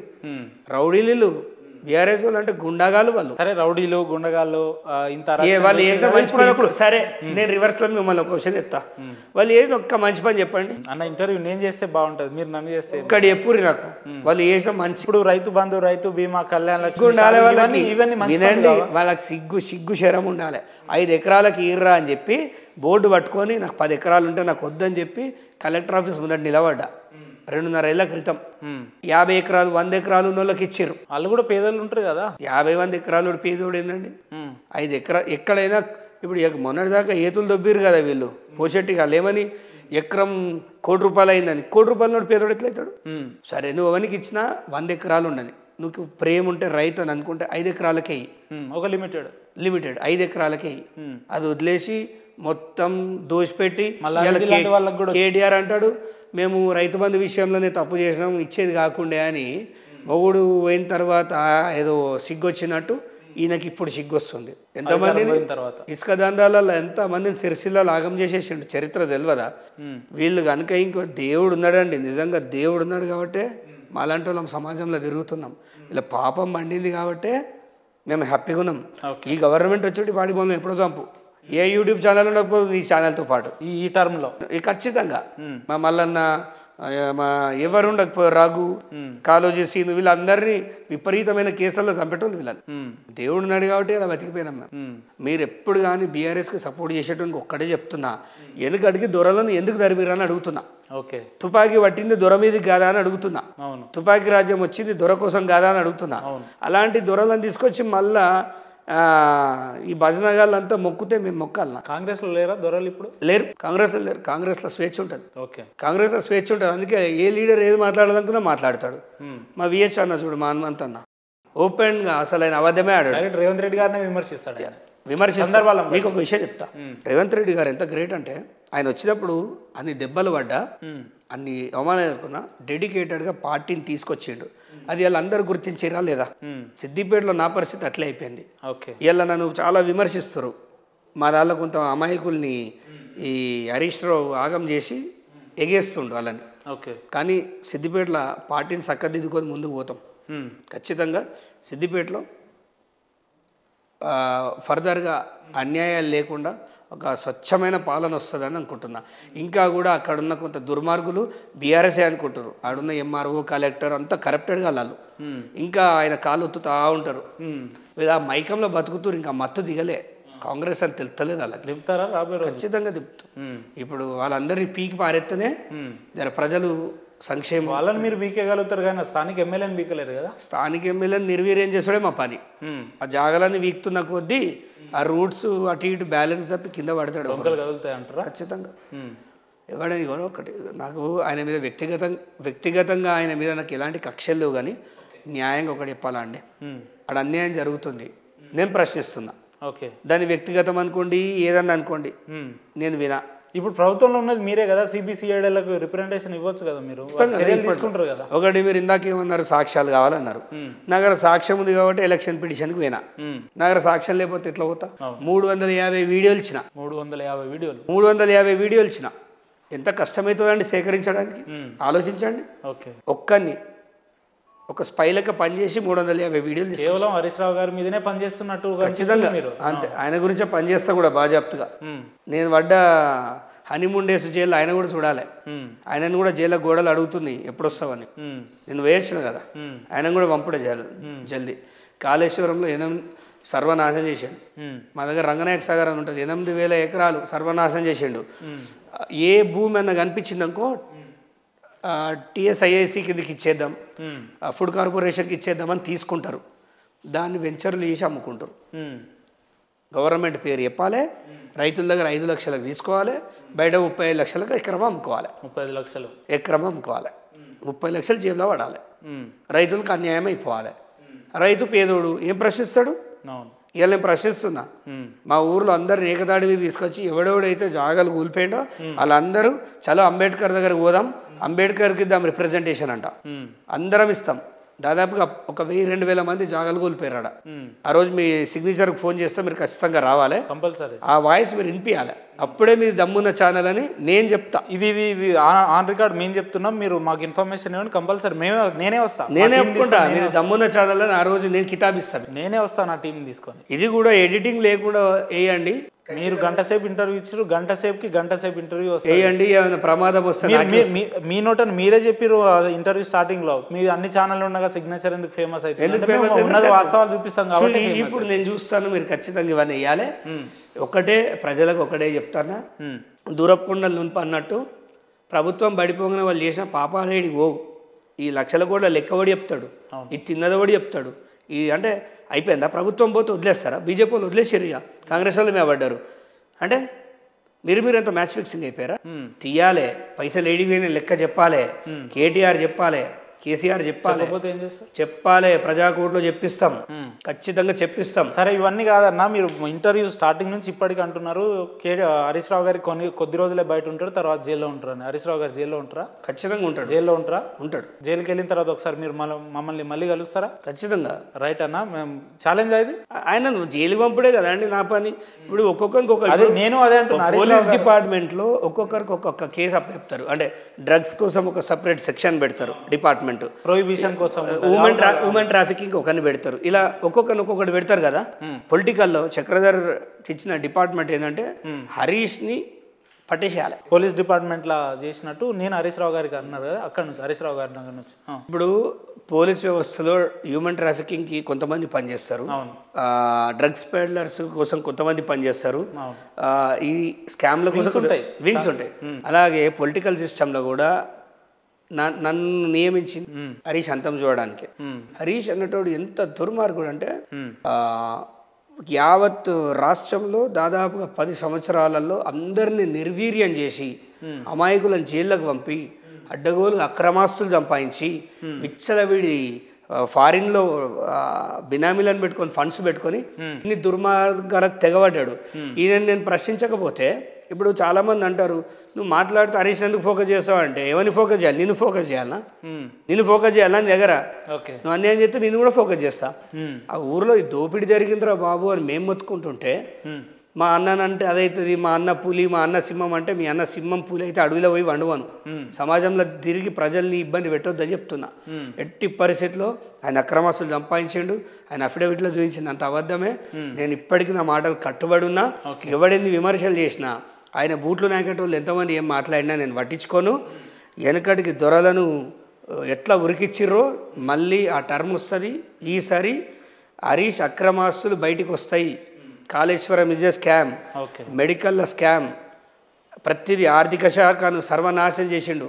ఎక్కడ చూసినా ఆయన చేసినంత కుంభకోణాలు ఎవడు చేయలేదు. ఏదేమైనా హరీష్ రావు గారిని జైలు జీవితం గడిపేంత వరకు మీరు సుఖంగా నిద్రపోయేటట్టు కూడా లేరు కదా? లేదు, అసలు ఆయన వదిలే ప్రసక్తే లేదు. ఆయన నన్ను వదలాలి, లేకపోతే నా ప్రాణమని వదలాలి, అంతే తప్ప ఇంకేం లేదు. ఇవాళ ఒకటండి, ఒక వ్యక్తి సస్తేనే గుర్తుపడతారట వాని గొప్పతనాలు. రేపు మంచో చెడో ఈయన మీద నేను లడాయి చేసినాడు నా విలువ కూడా తెలిసి వస్తుంది జనానికి. నాకేం పనిపాట లేక కాదు, పెళ్ళాం పిల్లలు లేక కాదు, మేము హ్యాపీగా బతకలేమా? ఎవరి కోసం కొట్లాడుతున్నా? నలిగిన జీవితాలు ఎన్ని ఉన్నాయి సిద్దిపేటలో తెలుసా? మా ఊర్లో చెప్పుకోరండి ఈయన ఎంత దుర్మార్గుడో. నేను చెప్తాను దుర్మార్గుడు, ఆయన ఎంత దుర్మార్గుడో ఆయన ఇంట్లో పని మంచి కూడా చెప్తుంది. అట్లా ఆయన దుర్మార్గుడు అని చెప్పని 100 మంది వస్తుంటారు కదా, మీరెందుకు పర్టికులర్ గా దీన్ని ఇనిషియేటివ్? ఎవడో ఒక లీడ్ తీసుకోవాలండి. తెలంగాణ కేసీఆర్ లీడ్ తీసుకుంటే ఇప్పుడు మీ వెనకాల ఎంతమంది వచ్చారు హరీష్ రావు గారి బాధితులు? ఇప్పుడు వస్తారు, ప్రభుత్వం ఉన్నప్పుడు ఎవ్వడు రాడు. అవును, రాజశేఖర రెడ్డి బతుకున్న రోజులు కేసీఆర్ బయటకు వచ్చిండా? ఆయన తర్వాతనే కదా ఈయన వచ్చి. ఏదైనా ఒక రాజకీయ వ్యవస్థ గట్టిగా ఉన్నప్పుడు కొన్ని బయటికి రావు. ఇప్పుడు వీళ్ళు కుప్పకూలిరు కాబట్టి బాధితులు ఒక్కొక్కటి బయటికి వస్తాడు ఆటోమేటిక్గా. 18 ఏళ్ళ జీవితాలు బానిసలో ఉన్న వాళ్ళకి సినిమాలలో సినిమాలో కదా ఎగెత్తి ఊరికొచ్చేటట్టు ఉండదు. చాలా 1-2 వర్కౌట్స్ చూపిస్తేనే ఎస్ వీడు వర్కౌట్ చేయాలంటారా అనే వస్తారు ఎవరైనా. మీరు ఆలోచించండి, చక్రధర్ నిలబడితే ఓట్లే పడద్దు మరి బరాబరే మాట్లాడాలంటే. హరీష్ రావు గారిని మీరు అరెస్ట్ చేపిస్తే సిద్దిపేట ప్రజలు ఈ రాష్ట్ర ప్రజలు ఊరుకుంటారు? ఊరుకోనికి అరెస్ట్ చేపిస్తలేడనే కదా వాళ్ళ బాధ. ఈ దరిద్రం పోతుందని మొన్ననే ప్లాన్ చేసినాం. ఏం పైసలు ఇచ్చిండో ఆయన, పైసలు ఒకటి తిన్నాడో మరి. మా వాళ్ళు అడుగుతారు అందరూ, అన్న గన్ని ఓట్లు వేసినాం ఏమైనాయి అంటే ఆయన బొందమే పెట్టుకున్నాడేమో పోంతి. ఈ ఎంపీ ఎలక్షన్స్లో అయితే నా ముఖం చూసి కాంగ్రెస్కి ఎయిర్రా బాబు, కాంగ్రెస్కి ఈసారి ఎంపీ గెలిపియాలి. మెదక్లో ఎంపీ గెలిపియాలన్న నా వరకు నేను కృషి చేస్తా. గెలిపిస్తావా అని అంటున్నారు కానీ గెలుస్తానని కాన్ఫిడెన్స్ కాన్ఫిడెంట్ ఏముందండి? ఇప్పుడు అబద్ధం ఆడి చలో అంటాం, అట్లా కాదు కదా. సిద్దిపేట నియోజకవర్గం ఓట్లు పడతాయి, మొత్తం క్లీన్ స్వీప్ చేపిస్తా. ఎవరిని నిలబెట్టినా క్లీన్ స్వీప్ సిద్దిపేట అవుతుంది. అడిగి మరీ తీసుకుంటా. మీరే కంకరం కట్టుకుంటారు ఖచ్చితంగా. నాకు ఇది కాంగ్రెస్ మీద అభిమానం అనుకోండి, హరీష్ మీద కోపం అనుకోండి, కాంగ్రెస్ మీద మీరు జాయిన్ అయ్యి 10 రోజులు అవుతుంది కదా, అప్పుడే పార్టీ మీద ఇంత అభిమానం పెరిగిందా? ఒక్కటండి, నాకు నేను మీ సిగ్నేచర్ స్టూడియోలో జాయిన్ అయితే వాచ్మెన్ పని ఇస్తే కూడా పుల్ల బయటికి పోకుండా పని చేస్తా. వాచ్మెన్ ఇచ్చినవా అని అడగా, ఓకే, ఏ బాధ్యత అప్ప చెప్పినా 100% చేసే బాధ్యత నాది. అట్లా 100% ఇంప్లిమెంట్ చేస్తా ఖచ్చితంగా. ఎందుకంటే పార్టీ మారిండు కదా నా వాసల్ని ఇక్కడ చూపించొద్దు. Once you left the party వదిలేసేయాలి అంతే. ఇక్కడ జాయిన్ అయినాం, ఇక్కడ ఒక జీతగాళ్ళకనే పనిచేస్తా, ప్రజల జీతగాన్ని. అంతా బాగానే ఉంది, ఇంటర్వ్యూ అయిపోయింది, బాగానే ఉంది. చివరగా లాస్ట్ ఇది దీనికి చెప్పి మీరు క్లోజ్ చేయండి.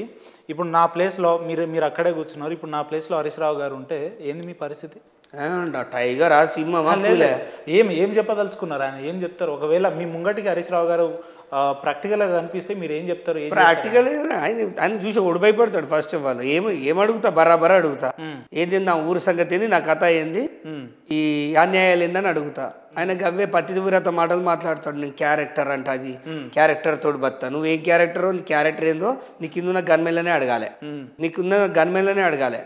అలా గలీజ్గా తిడతాడు. ఎవరికైనా తిక్కదొబ్బి ఒక్కసారి ఒత్తుడు ఆగమవుతాడు. అర్థమైందా? మనిషి లెక్క చూడాలి. ఆయన అట్లా చూడాడు. చాలా వరస్ట్, ఆయన వరస్ట్ భాష ఉంటుంది, స్లాంగ్ వేరే ఉంటుందా? తెలంగాణ ఉద్యమంలో కానిస్టేబుల్ హోంగార్డ్ని పట్టుకొని అమ్మని అక్కని తిట్టిండు. గదిగా ఆయన, అది ఆయన పద్ధతి. ఓ డిపార్ట్మెంట్ పట్టుకొని తిట్టిండు. ఈయన ఉచ్చకపోవాలంటే కూడా మళ్ళీ పోలీసు వాళ్ళే కావాలి. నలుగురు లేని ఇంటికి బయట దర్వాజా తీసుకొని బయటికి వెళ్ళాడు. పోలీసు వాళ్ళని తిడుతుంటాడు ఈయన. ఆ పోలీసు వాళ్ళతో మమ్మల్ని అరెస్ట్ చేపిస్తుంటాడు. ఇది అంటే ఎవడు ఆయనను రక్షిస్తాడో వాడిని ఆయనను భక్షిస్తాడు. అది ఆయన నేచర్. అది ఎలాంటి నేచర్ అంటే ఒక డిఫరెంట్ జీవులు ఉంటాయి. ఇది అదే మా ఊర్లో మేము ఏం దరిద్రం చేసుకున్నామో ఒక పెద్దపిట్ట జొర్రిండు మా ఊర్లో. అది ఎన్ని శాంతి పూజలు చేయాలనో అర్థమవుతలేదు. నేనైతే విపరీతంగా కొట్లాడుతున్నా. నా వయసు 37. చాలా మంది అంటారు రాజకీయాలకు ఇప్పుడు ఏం పడిపోయిందని. ఏం పడిపోలే, రాజకీయాలు కూడా ఇప్పుడు అవసరం లేవు. కానీ ఒక టాస్క్ తీసుకున్నప్పుడు ఫినిష్ చేయాలి, గుడ్ ఆర్ బ్యాడ్ చేయాలి. సగం లెట్లు వదిలేస్తాం. సగం లెట్లో చాలా మంది మా ఊర్లో అంటారు నీకు అవసరమా అని. నువ్వు వండుకోరా భయ్, నీకు శాత కాదు, నన్ను చేయనీయవు. అంతేనా లేదు? ఎవడో ఒకడైతే పోరాడాలండి. ఆయన దగ్గర కొన్ని వేల కోట్ల ఆస్తులు ఉన్నాయి. ఎవడైనా నన్ను ప్రశ్నించేటోడు కామెంట్లో ఎట్లాగో పెయిడ్ బ్యాచ్ వస్తుంది అంతే, వెరీ కామన్. వాడు అంటూనే ఉంటాడు నాది, నా ఇంట్లో ఈ ఫోటోలు వేసుకుంటా. వాడు ఒక రాక్షసానందం ఎంజాయ్ చేస్తాడు. ఎంజాయ్ చేయండి, అది కూడా ఒక నెగటివ్ పబ్లిసిటీ కూడా. కీపింగ్ మీ ఇన్ పబ్లిక్ అనుకుంటా. ఏదైనా ఐఎమ్ ఓకే. కానీ ఎవరికైనా ఇంకా ధైర్యం ఉంటే హరీష్ రావుని పోయి ప్రశ్నించండి. నీ కబ్జాలేంది, నువ్వు వేడికెళ్ళి వచ్చినావు, నీ రబ్బర్ చెప్పులేంది, నీ లెక్కెక్కడిది, వాళ్ళు ఇన్ని పైసలు ఎక్కడి, నీ కొడుకు అమెరికాలో ఎట్లా చదువుతుండు, నీకు ఎంత వస్తుంది జీతము పర్ మంత్, ఏడా అసెంబ్లీలో నువ్వు ఎమ్మెల్యేవి, ఈడ్చితంతే నీ ఇన్నేళ్ళు మొత్తం కలిపి కూడా 5 కోట్ల జీతం తీసుకోలే. నీకు రేంజ్ రోవర్ కార్ ఎక్కడిది, నీ జాగలెక్కడి, నీ బినామీలు ఏంది, నీ వ్యవస్థ ఏంది, అసలు ఏం చేద్దాం అనుకుంటున్నావు తెలంగాణని? ఇన్ని ప్రశ్నలు ఉన్నాయి. ఎవడు అడగడు, నేను అడుగుతున్నా. సమాధానం దొరుకుతుందా ఈ ప్రశ్నలన్నింటికి? కాలం అన్నింటికి సమాధానం చెప్తుంది. కాలగర్భంలో ఈయన జస్ట్ 6 ఫీటే. మంచి వాళ్ళు కొట్టుకపోయారు, కోటీశ్వరులు, వేల కోట్లు ఉన్నోళ్ళు గాలి జనార్దన్ రెడ్డి గాలి కొట్టుకపోయాడు. ఆయన ఇంట్లో బాత్రూమ్ కాదు ఈయనతో ఏమవుతుంది? ఏమనంటే ఆయన ఇప్పుడు ఈ ఇంటర్వ్యూ చూసి ఏం చేస్తాడు తెలుసా? ఇంట్లో రిమోట్లు వలగొడతాడు, టీవీ ఫోన్లు వలగొట్టుకుంటాడు. చూస్తాడా మీ ఇంటర్వ్యూలన్నీ? చూస్తాడు, ఖచ్చితంగా చూస్తాడు. అంత ఖచ్చితంగా ఎట్లా? నాకు తెలుసు కదా ఆయన మిమ్మల్ని వాచ్ చేస్తాడు. మీకు ఒక్కటి చెప్పాలా అండి, ఆయన నన్ను ఎట్లా వాచ్ చేస్తాడో ఆయన దగ్గర కూడా నా మనుషులు ఉంటారు. ఆయన సాయంత్రం మధ్యాహ్నం పూట భోజనం ఏం చేస్తాడో కూడా చెప్తాను. ఎవడి వ్యవస్థ వాడికి ఉంటుంది. అర్థమైందా? మీ టీం అంతా హరీష్ రావు దగ్గర ఉంది. ఇప్పుడు మంచి చేసేటువంటి దిక్కున్నారు. ఓకే, ఇప్పుడు ఈ రావణాసుడు దగ్గర చాలా మంది విభీషణులు ఉన్నారు ఆయన దగ్గర. ఈరోజు హరీష్ రావు గారు ఏం లంచ్ చేసారో కూడా చెప్తారా మీరు? మాట వరుసకి ఏం చెప్తున్నా, నేను కావాలనుకుంటే చెప్తా. అర్థమైందా? ఆయన ఏం మాట్లాడతాడు, ఎక్కడేం మాట్లాడతాడు, అంత ఇంటెలిజెన్స్ పెట్టుకున్నారు అన్నట్టు. ఇంటెలిజెన్స్ కాదు, వాళ్ళకి అవసరం, కొట్లాడుతుండే సాయం చేద్దామనే తత్వం. ఇప్పుడు వాళ్ళ మనసులో సపోర్ట్ చేయకపోతే నేను ఇంతవరకు రాకపోదు. మొత్తం credit goes to BRS people. ఆ తమ్ముళ్ళు అన్నలే నన్ను ఇప్పటిదాకా ఇంత టోన్ చేశారు. వాడు నన్ను అరెస్ట్ చేస్తారు, సాయంత్రం అనగా ఫోన్ చేస్తారు, అన్న జంప్ అయిపోను. అట్లా వాళ్ళదేనే, వాళ్ళు ఏమిటో మీరు సేఫ్ జోన్లో. ఖచ్చితంగా ఏ ప్లాన్ జరిగినా తెలిసిపోతుంది. మా ఇంట్లో ఆడోళ్ళ మీద కూడా ఒకటి జరుగుతుందని నాకు 3-4 months బిఫోరే తెలుసు. దాన్ని ఆపదలుచుకోలే. వాడు ఏం చేస్తాడో చేయను అనుకున్నా. ఓకే, దాక్కోదలుచుకోలే. ఏదన్నా లెటర్స్ ఫేస్ ఇట్ అని అనుకున్నా. ఏదేం జరిగినా అండి, నా వల్ల సమాజానికి ఏం చెడు జరగదు, నేను పార్టీ మారినంత మాత్రాన ఎవరి పుస్తలు లేగాయి, ఎవరికి ఏం నష్టాలు లేవు. ఖచ్చితంగా నేను ఏ పార్టీలో ఉన్నా సరే నష్టాలు విషయాన్ని కాదు కానీ సిపిఐ ఈ సమాజానికి ఏం చెప్పదలుచుకున్నాడు చక్రధర్ గౌడ్ గారు సిపిఐ పోయినా సిపిఎం పోయినా ఏది పోయినా నా వ్యక్తిగత విషయం. నా ఫాలోవర్లు నాకు ఉంటారు. అవును. నా మీద కొంతమంది అంటారు అన్నా నీ మీద గౌరవం పోయిందంటే పోతవ్యాతి, నీ గౌరవం ఉండి పోయినా పెద్ద ఫరక్ పడలేదు. రైతులకు ఏం చేస్తాను అనేది నా ఇంటెన్షన్, రైతులకు పనిచేయాలని. సమాజానికి చక్రధర్ ఏం చేస్తాడు అంటే తప్పును ప్రశ్నించడం అంత గొప్ప పని ఇంకోట్లేదు. తప్పును ప్రశ్నించాలి, తప్పును కడిగి పారేయడమే మొదట రాజకీయ నాయకుడి లక్షణం. ఓకే. ఇక రాజకీయాలకు రావాలంటే సేవ చేసే తత్వం ఉండాలి. అది ఆల్రెడీ నాకు ఉంది. రాజకీయాల కోసమే సేవ చేసేటోళ్ళు వేరు, సేవ చేసే రాజకీయాలకు వచ్చి ప్రశ్నిస్తున్నాను నేను. ఆయన పేరు చెప్పి పబ్బం గడుపుకుంటా అంటారు. ఇక అది పబ్బం గడుపుకుంటే తెలుసా పబ్బం ఏందో అదేందో నాకు తెలియదు. తప్పుని తప్పు అంటున్నా అంతే. రాజకీయ నాయకుడికి మీకు ఇదే తేడా అంటారు? తేడా, నేను రాజకీయ నాయకుడిని కాదు. ఓకే. బేసిక్గా చెప్పాలంటే నేను రాజకీయాలకు పనికిరాను, టు బి ఫ్రాంక్. రాజకీయ నాయకులకు రెండు ముఖాలు ఉండాలి, నాకు ఒకటే ముఖం ఉంది. రెండో ముఖం తయారైతలేదు ఎంత కష్టపడ కాదు. ఇక అది బై ఛాన్స్లో రావాలి, అది మనకు లేదు. ఎందుకంటే 500 ఇచ్చి 5,000 రూపాయలు ఫ్లెక్స్లు వేసుకోవాలి. నేను 5 లక్షలు ఇచ్చి కూడా 5 రూపాయలు ఫ్లెక్స్ వేసుకోను. అట్లాంటివి చాలా ఉన్నాయి. కొంతమందికి సాయం చేస్తే వాళ్ళ ఇంటికి చెప్పుకోవద్దని ఉంటుంది, అట్లా చాలా వదిలేసిన నేను. ఓకే. నా ల్యాప్టాప్ పోలీసు వాళ్ళకి దొరికిన ల్యాప్టాప్లు అన్నీ ఉన్నాయి. వాళ్ళే చూసి ఛాయ్ కూడా దాయిపించారు, మంచోడు చక్రధర్ అని.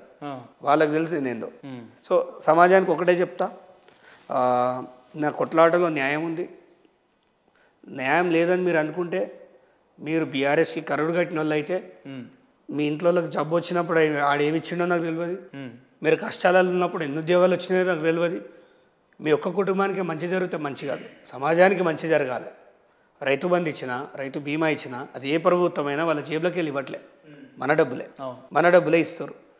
ఒకప్పుడు స్టేట్ విడిపోయినప్పుడు చాలా డబ్బు ఉన్న తెలంగాణ ఇలా అప్పుల తెలంగాణగా మారింది. ఈ ఇన్స్టాగ్రామ్లో సగం బట్టలు వేసుకునే వాళ్ళందరినీ తోలుకొచ్చి తెలంగాణకి గుద్దురు అంటే బరాబర్ గుద్దుతే గిడబడ్డారు వాళ్ళు. రైతులు చెప్పాలి, రైతులు ఇన్స్టాగ్రామ్ చూస్తారా అండి? ఈ మేకప్ వాళ్ళను తీసుకొచ్చి కేటీఆర్ అదే కదా ఫేమస్, దానికే ఫేమస్ సినీ ఫీల్డ్. ఇట్లాంటివి అంటే బాగా ఇవి పిచ్చ అహంకారము, డబ్బు ఉందని. ఎందుకంటే నీ ఫోటోలో చూడు ఒకసారి గూగుల్లో మొత్తం 3 తలవాడు ఉన్నాయి. నీ దగ్గర పైసలు అయిపోయిన తర్వాత ఆయన దగ్గర అడ్డవాళ్ళు పైసలు ఉన్నాయి. ఒక్క ఈడీ కేసు చాలు బిచ్చగాని చేసేస్తాయి రోడ్డు మీద వేసి. రేపటి రోజున వీళ్ళకి బీజేపీ వాళ్ళకి చెడితే వీళ్ళు బిచ్చగాళ్ళే అవుతారు. మళ్ళీ ఎవడు 100 ఏళ్ళు బతకడానికి రాలే. సరే, ఏదేమైనా హరీష్ రావు గారు జైలుకి వెళ్ళడం మీకు ఆత్మశాంతి అంటారు? అంతే అండి, ఖచ్చితంగా. రైట్ అన్న, నేను రాష్ట్రంలో గత కొన్నేళ్లుగా లేదా 100 సంవత్సరాలుగా రాజకీయంలో ఉన్న కొంతమంది గొప్ప వాళ్ళు, మేధావులు కావచ్చు, రాజకీయ నాయకుల పేర్లు చెప్తా, వాళ్ళకి సంబంధించి మీరు 1 వర్డ్ ఆన్సర్ చెప్పాలి. 1 వర్డ్ ఆన్సర్ మనతోటి కాదన్న. ఇక అది ఎందుకు? అది అవసరం లేదు. ఎందుకంటే అది చాలామంది మనోభావాలను దెబ్బతీస్తాయి. ఇప్పుడు ఒక ఇంటెలిజెంట్ అన్నా అనుకో, మమ్మల్ని అనలే అంటారు. అదంతా ఈ కాంట్రవర్సీలకి నేను రాదలుచుకోలేదు. రైట్ అన్న, మీ ఇంత విలువైన సమయంలో కూడా మీరు మాకు వచ్చి మీ సమయాన్ని మాతో పంచుకున్నందుకు మీకు ప్రత్యేక ధన్యవాదాలు అన్న. థ్యాంక్ యూ అన్న, థ్యాంక్ యూ సో మచ్. రాబోయే రోజుల్లో మీరు ఇంకా అనేకమైన రైతులకు ఇట్లనే సేవలు చేసుకుంటూ ఉండాలి, అవినీతిని ప్రశ్నిస్తూ ఉండాలని చెప్పి మేము మనస్ఫూర్తిగా కోరుకుంటున్నాం. వ్యక్తిగతంగా మా ఛానల్ కూడా మీకు సపోర్టివ్గా ఉంటుంది. థ్యాంక్ యూ అన్న, థ్యాంక్ యూ సో మచ్.